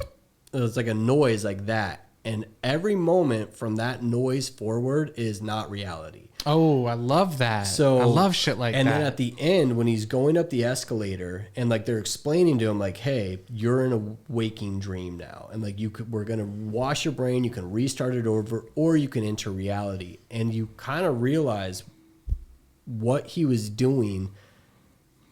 He took every, like, kind of what we were talking about earlier, how movies, they're your foundation films. He took all of pop culture, like, and there's that moment where he's like sitting on the wall with Kurt Russell, and they show the clip of Scout and what's his name from To Kill a Mockingbird sitting there. So he's this is what a father-son relationship looks like. This is what like a romance looks like. This is what it looks like to fall in love. And he started creating his reality based off the pop culture he's internalized, to realize like, oh, this is how things felt, because he was shown this is how it's supposed to feel like. And I realized that was the moment where I realized that for myself. I'm like, oh, this is... Because I would go on dates with girls, and I would pick like the music we would listen to. I'd pick the place we were going to go to. And I was like, oh, I'm like the director of my own life. I'm curating my life. And that movie showed it to me in such like a way that I was just like, holy shit, like pop culture isn't just nothing. It means so much, because it's how you gauge your own reality. Yeah. And so that moment though, at the end where he gets to choose, like, do you want to live your dream life, or do you want to like reality? And his biggest fear was heights, and he has to jump off, and you see him as he's jump off, the whole like stream of his life starts like flashing through his eyes. You like catch all these moments of it, and then he just like, and his eyes open up, and you're like, David, and then it just ends, and I'm like, holy shit, that movie is fucking crazy. And when I go back and rewatch it, like you start catching all those like subtle things, like how they're like kind of played into it. It's brilliant, and again, nobody watches that No, movie. that Everybody movie's, talks like, shit on it so And much. if you go back and rewatch it, it gets better and better with every viewing. That's great. and it's nuts, man. Because like You sold it to me. I'm gonna have to check it out and again you'll and kind of know view it the through that moment light. too, because like it's the scene where he's laying on the street because she leaves him. So it's Yeah. like he's freaking Penelope Cruz out because he's too intense. He's like, this is the first time he's insecure. He's been confident with his money and his power and like all that stuff, but his face is all fucked up. He's wearing the mask at the club, and he goes and passes out in the street, and you'll hear the whoop, whoop, whoop. It like makes that noise, and you're like, oh shit, like that, and everything from that moment on is not real. And so, and then you won't realize it until that. Yeah, just watch it. That's But nuts, man. Yeah, no, Yeah. you got me looking at that through a whole like different. and it's Cameron Crowe, who Yeah. I have a real soft spot for. Okay. Yeah, So so that's my kind of guilty pleasure. But I think I'm showing, like, letting people realize that it's not a movie to just overlook. Like, if you go back and rewatch it, it's far better than you like. That's what's and up. your initial impressions of it were. Yeah. So, because initially, like, they marketed it like it was a rom-com. Yeah. And you go into, you're like, what the fuck is It's this? way deeper than that. And There's it's, a lot dude, of- it's nuts. That's Yeah. crazy. And No, so, I never have even like given that a second thought. I've seen it like on cable a couple times when I was nobody younger, does. but They don't think I about it. might actually sit down and give that a chance. Especially the way Cameron Crowe loves pop culture. That scene in Almost Famous where like the little boy, she's like, look under your bed, it'll change your life, and he goes and pulls out the records, Yeah. and he's like looking at it, and he's like feeling it with his fingers. I'm like, dude, he's internalizing it. He's like physically like absorbing it, So yeah. and that was me in video stores. I would walk down each aisle, and each aisle was like a different experience. Yeah. Like, all the covers in a horror movie would flipping be like the scary, cases and you- like checking out the back. Exactly. And So Cameron Crowe has always loved and understood pop culture, and he's loved it through music, but he actually created movies. And then Vanilla Sky is kind of him showing that to people. Like, That's dude, cool. this is how you And the way he used the Beach Boys' Good Vibration in the scene where it's all coming out, like it's Yeah. being exposed, and it's like just building up. I can't even hear that song the same way anymore. That's Like, cool. the Anytime way- someone can take a song that He's like brilliant. you never would have thought of, like this wouldn't fit, and then how they it worked in apply- that yeah. scene, and it like is so great. perfect. And I'm like, God, he's brilliant in his own way, and it's just such an underappreciated movie, and it's actually my favorite movie ever because it showed me why I love movies. That's cool. So That's cool. Anything yeah. that can do that. Yeah. Yeah. No, I have like my guilty pleasure stuff is stuff that's so bad that it's good. Like I grew up watching like MST3K, like Mystery Science Theater was like my Yeah, shit, like nice. making fun of bad movies and See, I like The Critic. Yeah, The the John Critic Lovitz. is good too. I love the Critic. Me too. But yeah, I don't know. Like I get a kick out of like the trauma stuff, like Toxic Avenger and just shit that's intentionally bad, or like Psycho Gore Man that came out. Oh, yeah. This is so fucking Dude, funny, bro. It is, man. Because Like, you need those too. Like you it's do. just like they're just silly and fun. Like Yeah. people go into it expecting, like you're saying, Breaking Bad or whatever. I'm like, No, dude, you just gotta to, watch like- it for what it is. Yeah, turn off a little bit, like turn your brain off and just enjoy, you know. Just be silly. And I also like the other thing with those movies is anything where it's practical effects and the gore is so God, over yeah. the top it couldn't be real. Yeah. Like anything that's real squishy like that. Like Sam Raimi's good at it too. Like you Drag ever Me to watch, Hell and Evil Dead and What's his stuff name? like that. Peter Jackson's first one, Which one? Dead Alive. Yeah, I've seen that. They said it was the most blood ever Yeah. used in like a theatrical release. It's ever. ridiculous. It's ridiculous. I'm like, that was his very Yeah. first movie. It's like, and I'm like, let's full send. Let's that go. dude went on to create maybe one of the greatest trilogies of all time with Lord of the Rings, and then you watch Dead Alive, you're like, what the fuck? This is the same guy? And even Frighteners. I love Yeah. Frighteners. That was a great movie Didn't too. he have like a Muppet movie that never got made, or like it had Really? puppets in it or something like that? It was like it was supposed to be like a spoof of the Muppets, but they were Wow. like more adult. Okay. You know, so kind of like Happy Time Murders or whatever that shitty I movie saw that was It was the came- terrible. That was But- because the premise was kind of cool because it's almost like Roger Rabbit ish. Yeah. and it was just shit though. Yeah. dude, that's another thing. Why don't they redo Roger Rabbit or make a sequel? Chippendale to that? was like a spiritual successor to that almost. 'Cause I mean, it like had a Roger Rabbit in film it, but noir, like cartoon Yeah. realmed shit, like that would be. I would. Well, see and it. I even like I that was one I tried to show to my daughter because it was one I loved as a kid. Yeah. There's some real dark shit in It's that dark. when they're Dude, dropping when the they- in the vat, like, the little shoe. Yeah, I remember that traumatized me as a Scared the kid because fuck it was out like of its me. big eyes. I was like, it's all scared and shit. I was like, oh my God. The first time you see anybody be like, I don't want to die, and Yeah. I'm fucking dying, you're like, that And he's like shatters a little torturing bit of it too. Yeah. He's like doing it slowly, and I'm like, oh, this is mean. Yeah. Ugh. But yeah, That's funny. no man, this was fun. Like, I was going to tell you, it's Meet the Feebles is the movie, puppet movie. and he made it. He did. It was it came out in 1989. They might have talked about like Peter remaking Jackson it. did? Yeah, Meet the it's called Feebles? Meet the the Feebles. Feebles. That's another one you'll have to look up. there we go. Caveat and Meet the on it. Feebles. Yeah, before we get out of here, the other thing Brennan told me is that you got kind of a soft spot for Mr. Brad Pitt. He's my well. So I have this thing that I do that's.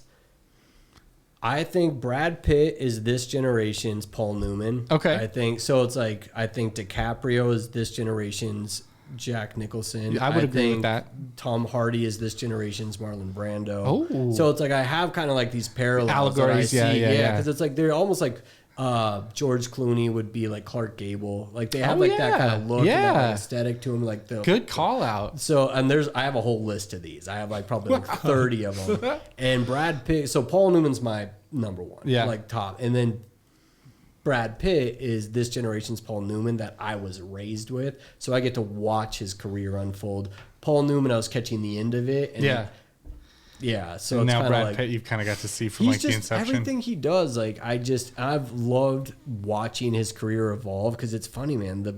The worst part of his career was when he was married to Angelina Jolie. Yeah. It really was. Yeah. Like that was when he was making his worst films. Like Yeah. not even his worst films. They just weren't the Brad Pitt films. Because as soon as he ends it with her, it's like Once Upon a Time in Hollywood. Now he's Yeah. got Bullet Train. Then he's Yeah. got Babylon. Bullet Train coming looks up. sick. Dude, it's Brad Pitt, I'm man. Like so he's just stoked he's on Bullet Train. Me too. But we do a thing here. We play a little game called Head to Head. Okay. And so I put together. I don't know, Brennan, if you're able to pull it up. Got it up. I put together a little Rotten Tomatoes sweet. head to head, but this is the Brad Pitt edition. Oh. So we're gonna go through. I'm gonna have Brendan pull it up here. So what is it? we're doing? So it's basically the Rotten Tomatoes scores for a bunch of Brad Pitt movies. We're gonna go through and we're gonna call out whether we think the critics scored it higher or the audience scored it higher. Oh, gotcha. Okay. So, and I tried to get a good collection. I was There's like, there's some Ad easy. Astra is going to be critics over audience, even though that's a great movie. Did you watch Ad Astra? Yeah, yeah, I Ad love Astra that was great, movie. Dude, he very rarely misses. Yeah. Like, he's only had maybe 3 misses in his career. very- It was By the Sea with Angelina, which he wrote and directed. Mm-hmm. His biggest miss, probably. And even then, I still don't mind it. But then, what was it? I love Moneyball, but that was in that time frame too. Yeah. You want to talk about Brad Pitt miss? You want to talk about Roger Rabbit? You want to talk about Cool World? Oh my god. Well, that was like so early in his career, Yeah. but that was a weird movie. It's a weird movie. So that movie scared me when I was a kid, actually. So speaking of, that's our Oh, first God. one. I don't think either of them rated this well. No, I don't think so either. I would say that critics probably rated it better just because Ralph Bakshi made it and they had like a soft spot for him. But even then, I think it's all of their worst movies. You think it's pretty? Yeah. Okay, so I actually know this one, so I Okay. won't guess. But you think critics rated it I higher? would say critics probably rated this higher. What do we got, Brennan? Ooh. Oh, 4%. Oh my god. What a stinker, bro! Wow. Yeah. That's crazy. Yeah, so the audience was a little bit warmer Well, to yeah, it. a little I mean, it bit. came out in that era But where 4%, holy shit. I don't like. that's a low point. It's crazy that he even had a career after that. Holy shit. Yeah. But I did find Kim Basinger sexy as hell as that cartoon in Yeah. that movie. I don't know why. Yeah. I'm like, dude, her and Jessica Rabbit. It's like Jessica the same Rabbit, I was time. gonna say. like, ugh. I Well, don't and then know you who take I that was- like horniness you're getting from Jessica Rabbit and make it hornier. Hornier, like, yeah. Oh that's, my god. you And this know. was like a sexualized. Yeah. Brad Yeah. I should rewatch it. See, this is one of my all-time favorite. This is definitely audience likes this more than the critics. You think so? Yeah. Yeah, I'd probably say the audience like this more Because than the critics. this is like a soft spot movie for me. I will put this on when I just want to chill on like just a relaxed day. this movie to me is like almost perfect. Yeah. I love it. What's your opinion on him speaking Jamaican? Doing That's so funny. It's funny that they even threw that in there. Like, I was like, it's so unnecessary. Back when you could do that and get away with it, though. Yeah. would you trying to relate to her, but you guys? What did you guys say? We went audience. What are you going, Brennan? You know the answer? I don't know the answers. Meet Joe Black. Oh man, I'm gonna go critics. Okay. Here we go. yeah. Look at that. Because audiences. Yeah, you're love right. this That was a movie. bad. Yeah. Well, Brad Pitt was a cinematic darling during that time. I mean, Yeah. look at that young I Brad know, Pitt man. face. Just seriously, it was like Legends of the Fall. River runs through it. Meet Joe Black. It was all like that kind of like late '90s time.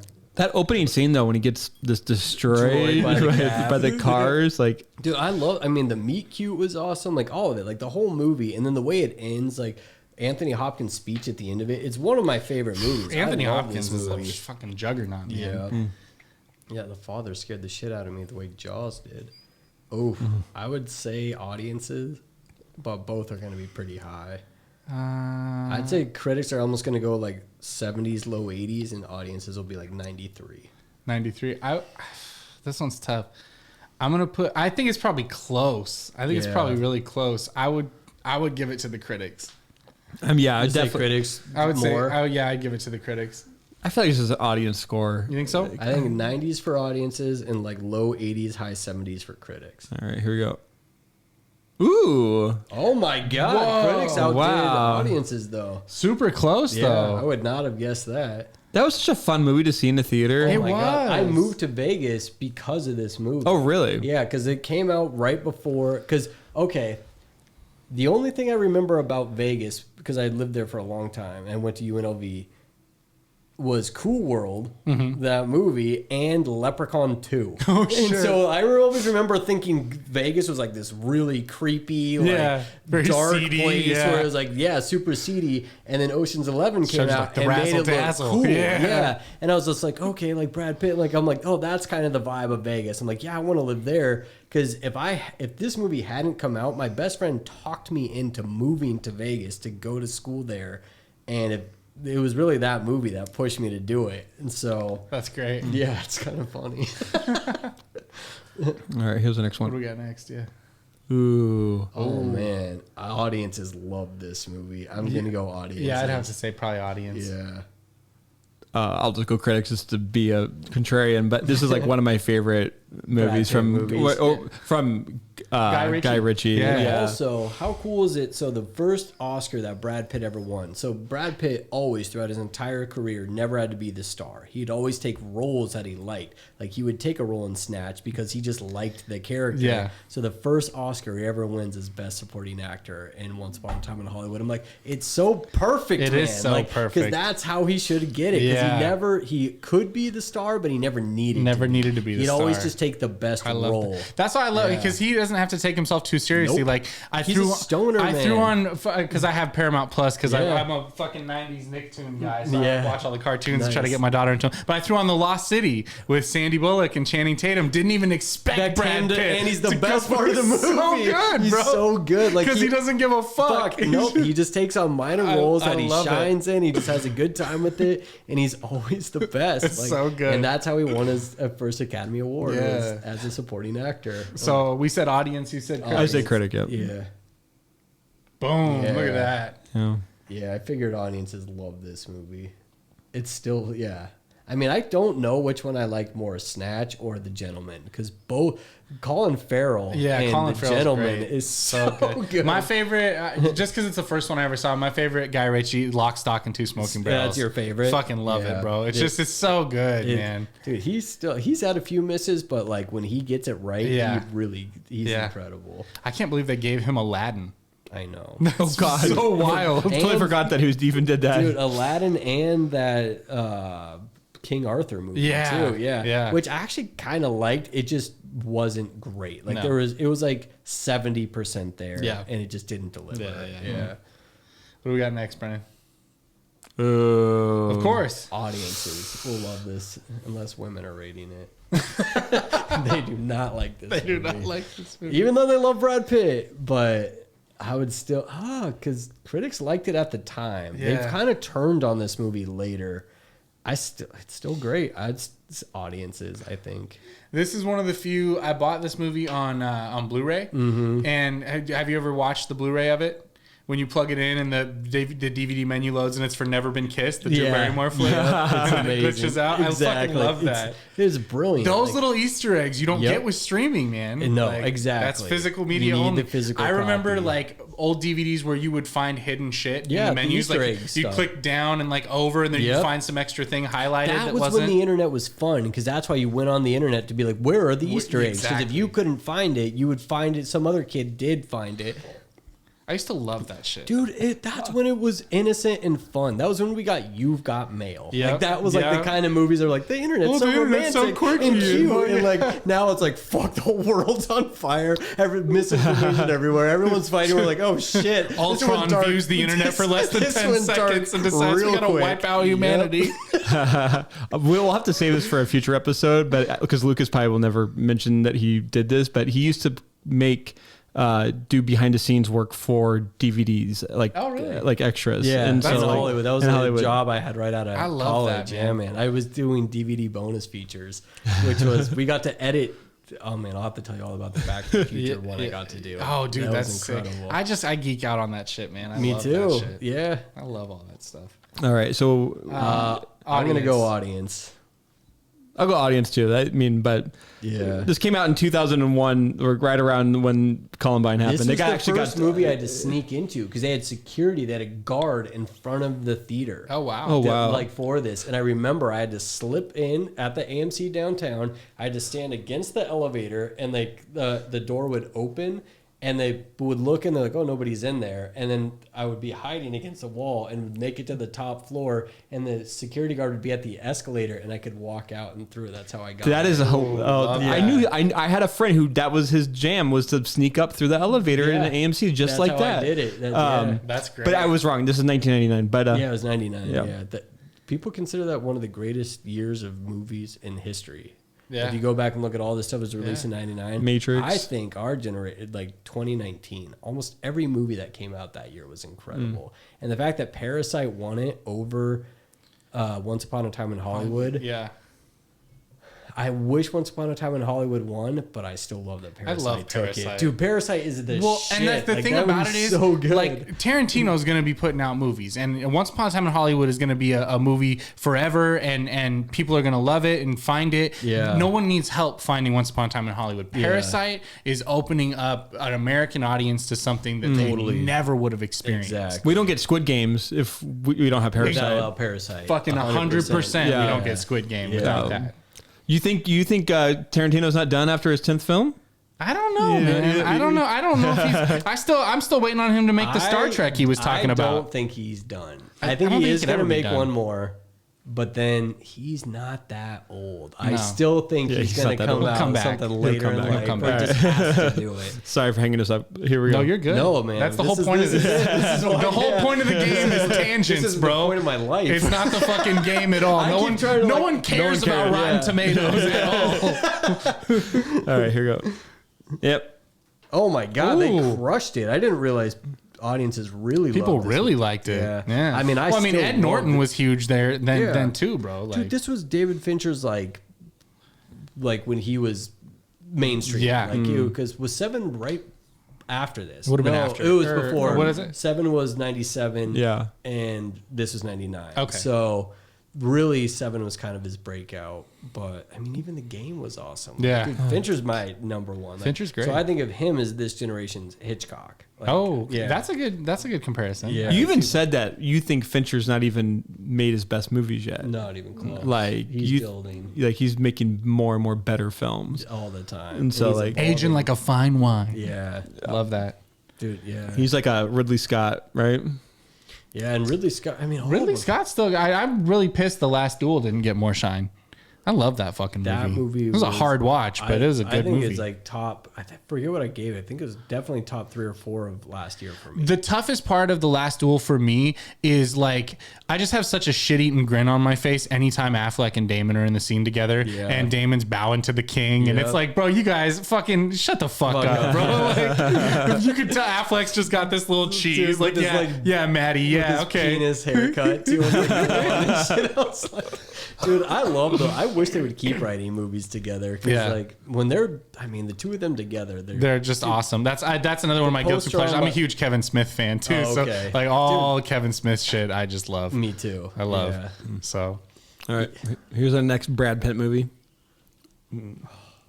This is gonna be. This is hard.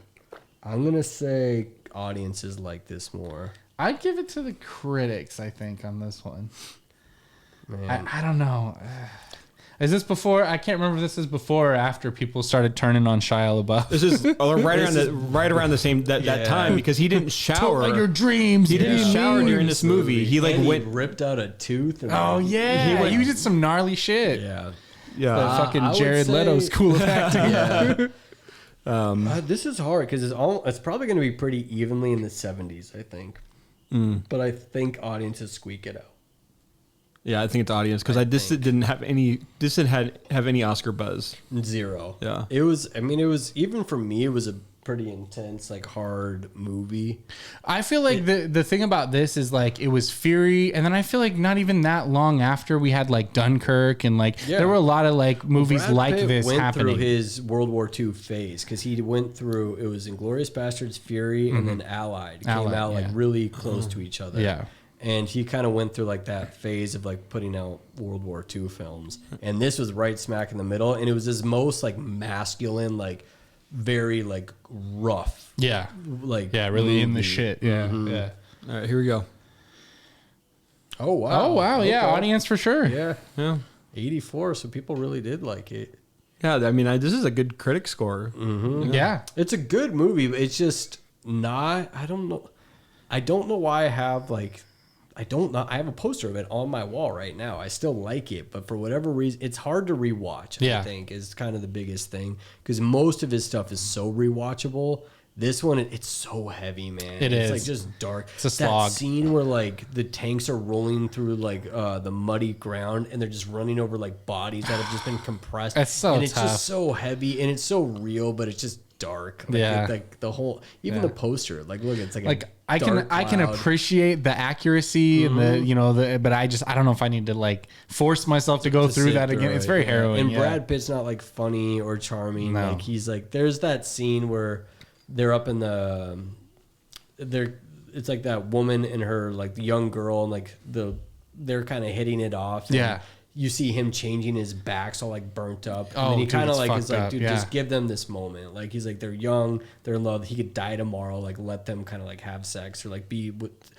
If you catch a moment of grace, like take it. And like that was kind of the feeling of the whole movie. It's just like you get these little blips of like, but most of it's daunting and heavy and hard. That's tough. Yeah, but that's cool. Audiences really dug it that much. Oh, this will be audiences. Win, but critics I think hated this movie. You think critics really hated this one? Yeah, I'd probably give this one to the audience. I feel like the critics had patience for the first one and then them trying to do sequel after sequel. Yeah, I feel like and I thought 13 was a really good one, but this one it just ended so terribly. Yeah, when they were like, she looks like Julia Roberts. I'm like, yeah, well, he also looks like Brad Pitt, and he also looks like George Clooney. I was like, why did they do that? Yeah, unless you do that like really, really well, or unless it's like some alternate reality or something, like just to call out, oh, you kind of look like Julia Roberts. That was like the whole how they got into the place. I'm like, dude, well, then every character in this movie looks kind of like the celebrity in the world that we live in. Yeah, like, it was so dumb. Yeah, but have you heard about the new news? Is that Margot Robbie is like, taking over the Oceans franchise? They're doing a prequel, an Ocean's 11 prequel now.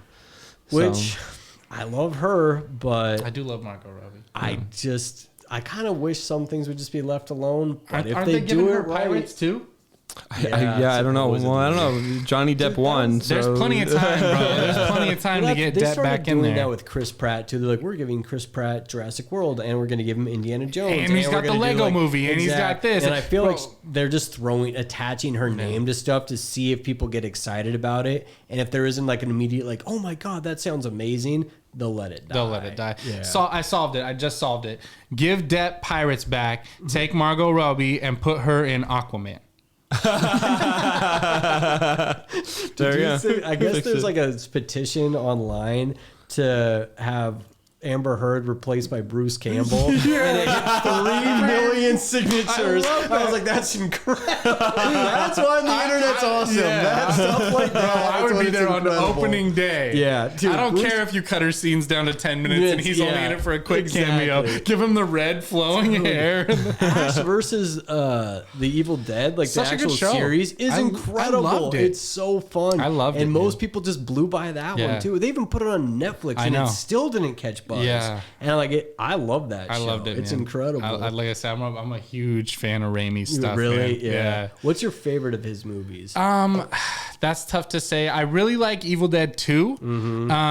Like I say, just as far as like just wild shit, I love Drag Me to Hell. That's my favorite. That's love my Drag favorite Me to too. Hell. Drag Me to Hell The is moral my favorite of his moral of movie. that fucking movie is don't work in banking. Yeah, or don't be an asshole. Yeah, don't be. You know what I'm saying? Like, don't be an asshole. Because you could try to make amends and do all the shit right. Nope, you're still getting fucked. Yeah. You're still getting fucked. Dude, but yeah, when she's got like her hand down her throat and it's all the fucking slimy, like I love that shit. Yeah, I love that movie. Squishy fucking movies. And it had man. like that, like kind of like I love when he plays with shadows and he does like the finger stuff and like, dude, I haven't liked Oz, like that one with James Franco. And the Great and Powerful but Oz. he has like that, like especially the intro. I don't know if you ever saw it in 3D, but the whole like when the names are popping up when it was in 3D, that was one of the coolest like intros to a movie really ever. Yeah, it was just visually stunning, and it was like you could tell he's just having so much fun creating that stuff. I love that when you can see the fun that they're having, when you see like that passion in it. I remember that's the first time like I remember the intros being cool was Panic Room, when like David Fincher put like the names of the people like in this like buildings. Oh yeah, like he would kind of like put it like in front of like whatever the building was in the skylines. And I'm like, God, man, like when just the detail, when people like even make the intro with the credits coming up cool. Yeah. Like that stuff is fun. Yeah. Anytime they're already kind of getting you like involved and looking at shit. Just a visual and, like, style. Yeah. I love that. Me too. All right. Audience over critics. I feel like critics are like in the 20s or maybe 30s. Ooh, wow, that's really close. Better than I thought. Yeah. Better than Both didn't like it though. The audience have squeaked it out by 5%. Can't really blame them. Yeah, it wasn't great. Oh man, Oof. this is Rain. Audiences don't like long movies Audiences, why don't they like long movies, man? because everybody wants everything. Everybody wants everything to be 90 minutes. Yeah, I think if anything, we need to do it like go real old school with it then, and throw an intermission in there, bro. Like let people go out and stretch their legs. I and, wish they would do that. Yeah. That's what I was kind of hoping they would do with Obi-Wan, because it's 6 episodes. I was hoping like the way that I think they should start doing movies now, if they want to get people back into theaters, is do the first 2 parts at the beginning of the summer in theaters, the second 2 parts in the middle of the summer, and then the conclusion at the end of the summer, and have it only be in theaters. Just imagine that build up. Then your entire summer is booked by these stories, and then you get people talking about it in between, and if it's good, the build up to that last one, everyone would go see it, and it's bringing people back to theaters. I I'm love that. Why would they? That's feel such like a good they should idea. do stuff like that. No, that's a good plan. And it's still a series because they put cinematic budget behind They it. do. It looks well, incredible. TV looks better than the movies half the Yeah. time, and a lot of like big name actors are going to TV because they actually have time to like get into a character and like really develop that character. It's not just a 90-minute one-off. Like, okay, I put all this training and all this fucking Daniel Day-Lewising into this character to just be done with it in 90 minutes. Did you see Father Stu yet? No, I haven't. And it's great, especially if you're a raised Catholic, man. It is so fucking I saw good. the preview and it looked really And good. Mark Wahlberg, if it was any other time, he would be getting nominated for Best Actor. Really? He's incredible. And the weight he puts on for the end of it, you're just like, he doesn't even look like the same person. It's crazy. But he's so likable in it. I'll have to check that out. Yeah, that's definitely on It's my really list. good. It just came out on iTunes, I think, like yesterday or today. Yeah. Yeah, I'll definitely get Critics? I'm going to go audience. I'll go critics just because I don't Man. think the audience, It's tight. Yeah, I'm gonna go critics. All right, here we go. Whoa, 1%. shit. Wow. 1% difference. That is crazy. Well, they both loved it though. So Yeah. yeah, that's all it's awesome. like. All right, here's the next one. Ooh. This will be audience, I think. You think it'll be audience? I mean, it did get nominated for Best Picture, but I still think, I don't know. This one's hard because I love this movie, but not a lot of people love it. I never made it through it. Really? I watched like half of it. And, See, I and love never finished movies it. that span a lifetime. Yeah. That go from like birth to death for anyone because you kind of get the whole spectrum. And the way, like, so Eric Roth wrote this movie who did like Forrest Gump and stuff like that. And the way he kind of bookmarks the elements of his life, like, I remember that feeling of coming home from college and I'm like, everything in the house still felt the exact same, but I was different. And so like that was the first movie, Benjamin Button, where like he kind of talks about that. Yeah. He talks about the quiet moments of like liking being home when everybody else was asleep, but he was awake and he kind of knew that the people he loved were protected and safe. Yeah. And he could like hear them breathing. And like there's little moments like that throughout the movie that he just hits on like so perfectly. And the movie's not, it's just a calm movie. It's like a very relaxing movie. There's never like, and he's so calm in it. It's just, that's why I like it. Like I like it for like rainy, lazy days where I just want to lay down. It's like comfort food. It's exactly what it is. And I love it for that reason. I would say probably audience on this one. Yeah. I don't know. I'm going to go critics for some My reason. wife hated this movie, and she was like she wouldn't ever write a review, but Yeah. that people who hate movies will usually go write reviews. So I'm gonna of go course. critics. People love to Yeah. bitch about movies on the internet. I'm going to go critics with this one, but Here we go. yeah. Oop.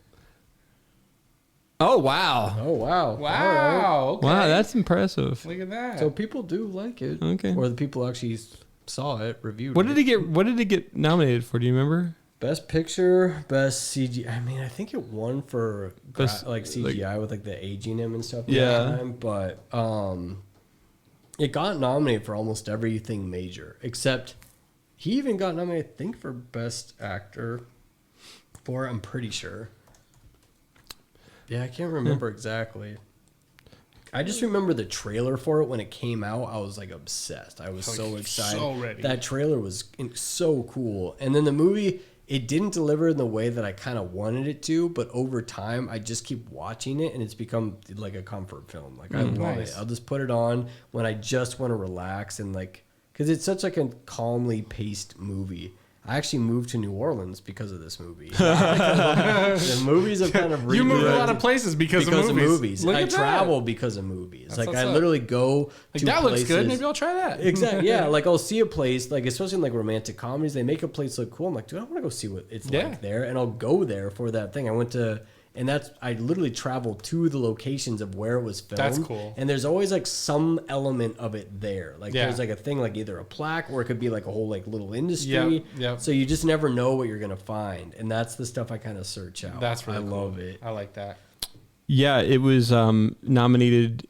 So it won for Best Achievement in Art Direction, Makeup, Visual Effects, Picture, and then it was nominated for Best Picture of the Year, Actor, Actress in Supporting Role. Oh yeah, Taraj. Yeah, won for Taraji. it, Yeah, yeah. So it was. There's a lot. Got a lot of It got nominations. a lot of love, yeah. Yeah. But it was, I guess audiences loved it more than I thought they did. Yeah. Because people, for whatever reason, always make me feel like they don't like it. Yeah. This movie, What a cast, though, dude, man. yeah. What a fucking cast. I worked on this movie. Did you? That was one of the movies I worked on when I was working in Hollywood. Yeah, it That's was fun. So I got to sick. do the DVD bonus features for it. But I do not know. Do you like this movie? I love it. Yeah. I personally really, because Brad Pitt, he's so goofy in it that I've never seen him be goofy, like silly, kind of like borderline stupid. Really silly. And like this movie's so ridiculous. So over the top. Dude, yeah. like that every time like I'm on Instagram where I post something, I always do that thing where he's doing like this. I don't know why, it fucking cracks me up. And it's like it's a Coen Brothers film, but it's so like slapsticky, kind of stupid, silly. And it's like huge names that are in it that I actually like it for that purpose alone. It's just wild that they were able to get all these like huge name actors to just, like let's not take it too seriously, guys. Let's just have some fun. And it is. But I'm gonna say I don't even know who liked this more. I guess audiences. Man, I don't remember. It was 2008, so I'm trying to think of 2008. But yeah, it's definitely.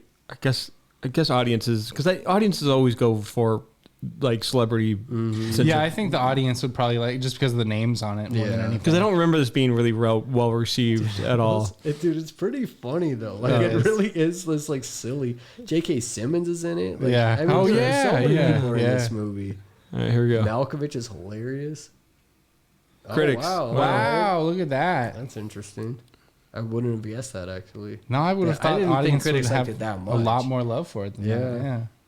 No nominations. No noms. No. For Yeah, Oscars, no, not for like this, yeah. Golden Globes and like BAFTAs, yes, but all right. Ooh, Critics like this because a lot of people were disappointed by it. Yeah, I would have to probably say critics as well. But I think over time, even the people who hated this are starting to return to it because a lot of people watch. That's kind of what Vanilla Sky taught me too, is watching something. Because when you see a trailer, you go in with expectations.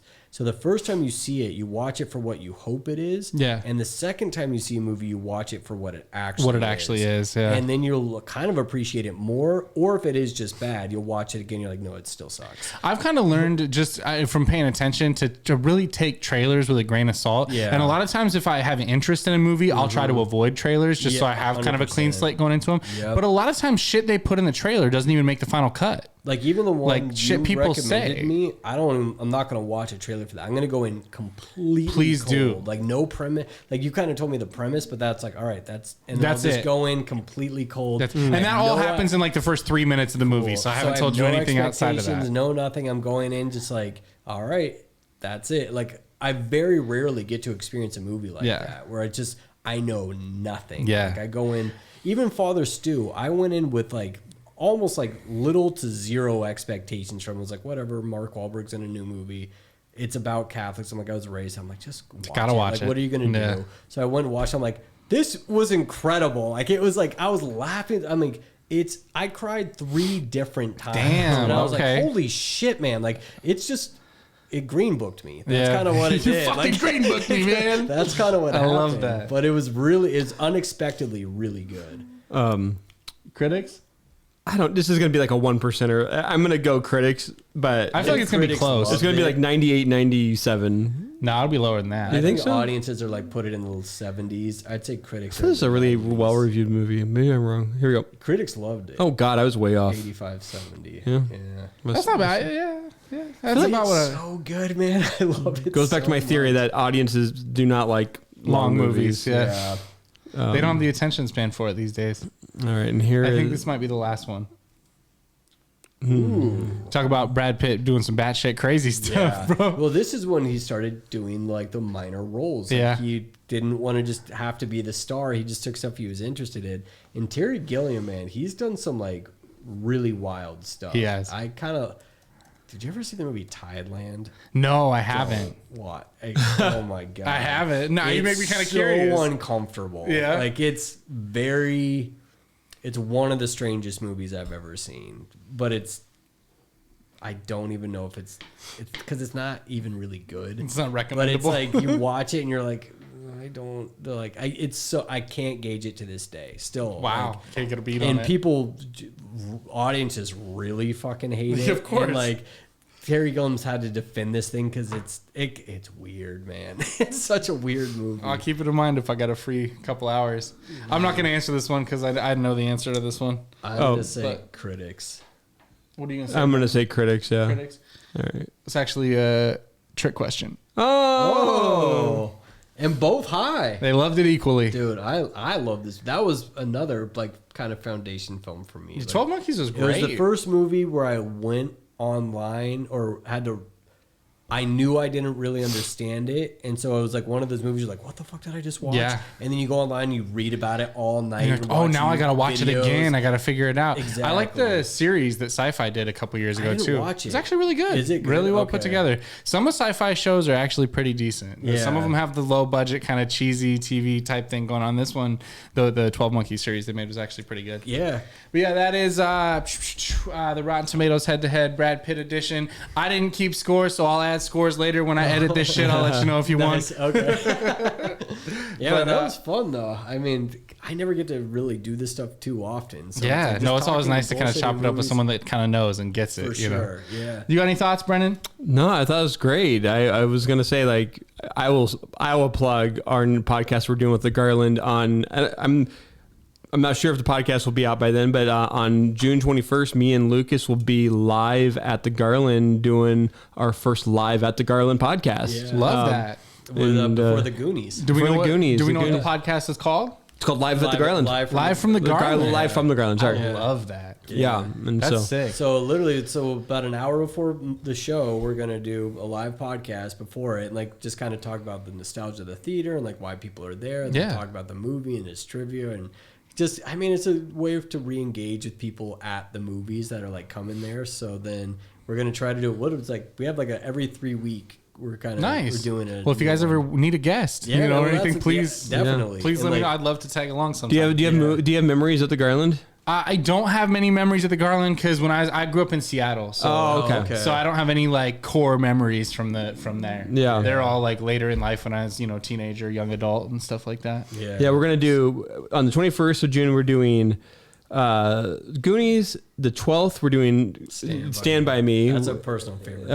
Oh yeah. August 2nd, we're gonna do Happy Gilmore, and then I think I almost wore my Happy Gilmore hat tonight. Did I you? wore my Happy to Be Here hat tonight. But and then I think we're closing it out with the Breakfast Club on the August 23rd. Sweet. John Hughes, man. on August 23rd, huh? Yeah. My birthday is the 22nd, so Oh, nice. Yeah, So it might be something. that'll be fun. But yeah, no, this was a lot of fun, Lucas. Thanks, man. Thanks, Where can they find you, man? Where's your Lucky Boy Reviews on Instagram. I've been away I haven't been posting anything for like, I used to be super consistent, but I haven't. I've got a bunch of different projects kind of going right now.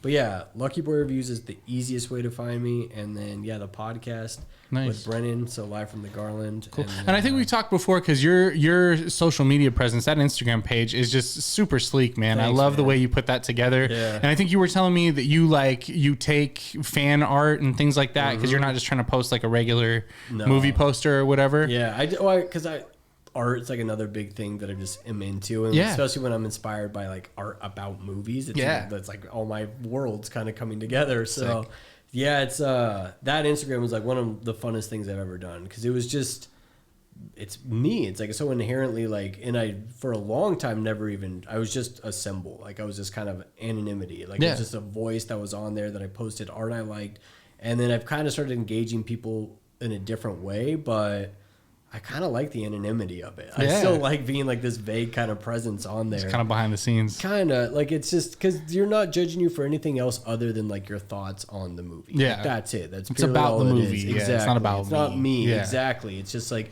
the artwork, all of it, like that. I feel like it's just for me, it's more fun to do it that way.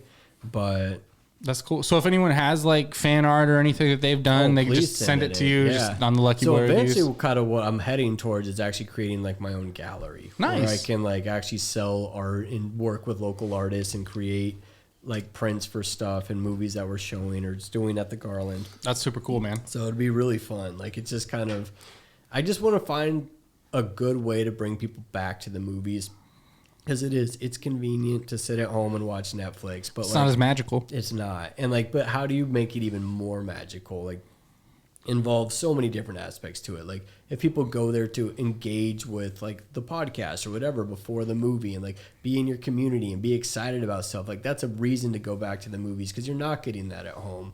So that aspect, that's what I want to bring to the Garland. That's what, because it's the last like real charming like 1950s theater we have in Spokane. I'm like, dude, why isn't it awesome? Like the best theater in Spokane. Yeah. And it kind of is, but it still could be. There's so much more potential. Yeah.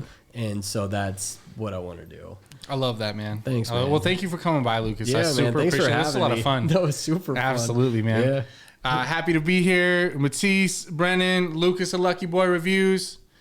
Go watch some fucking movies, man. We out. Peace. Man, that was awesome. Yo, I'm just happy to be here, breathing this fresh air, living my best life, even when the shit ain't fair, even when the love ain't there. Yo, I'm just happy to be here, smoking some good weed, not thinking what could be. I'm just here in the right now, doing me till it's lights out. Yo, I'm just happy to be here. Yeah, cause I know that shit could be worse. So what I spit in these verses gon' make some history first. Show 'em I'm happy to be here, I'm living my best life. Yo, you living without fear, You wonder what that's like like a breath of some fresh air. Yo, I'm just happy to be here. I didn't even know we started recording at the beginning. We didn't. We haven't recorded any of this. Now the podcast is starting. talking for so long. Like I said, I'm new to this, so I wanted to get a dry run now. So if you got like another 2 hours or so, we'll go ahead. It's like, I thought we just caught magic. That was dry rehearsal, bro. We gotta. Yeah, man. That was super fun. Hell yeah, bro.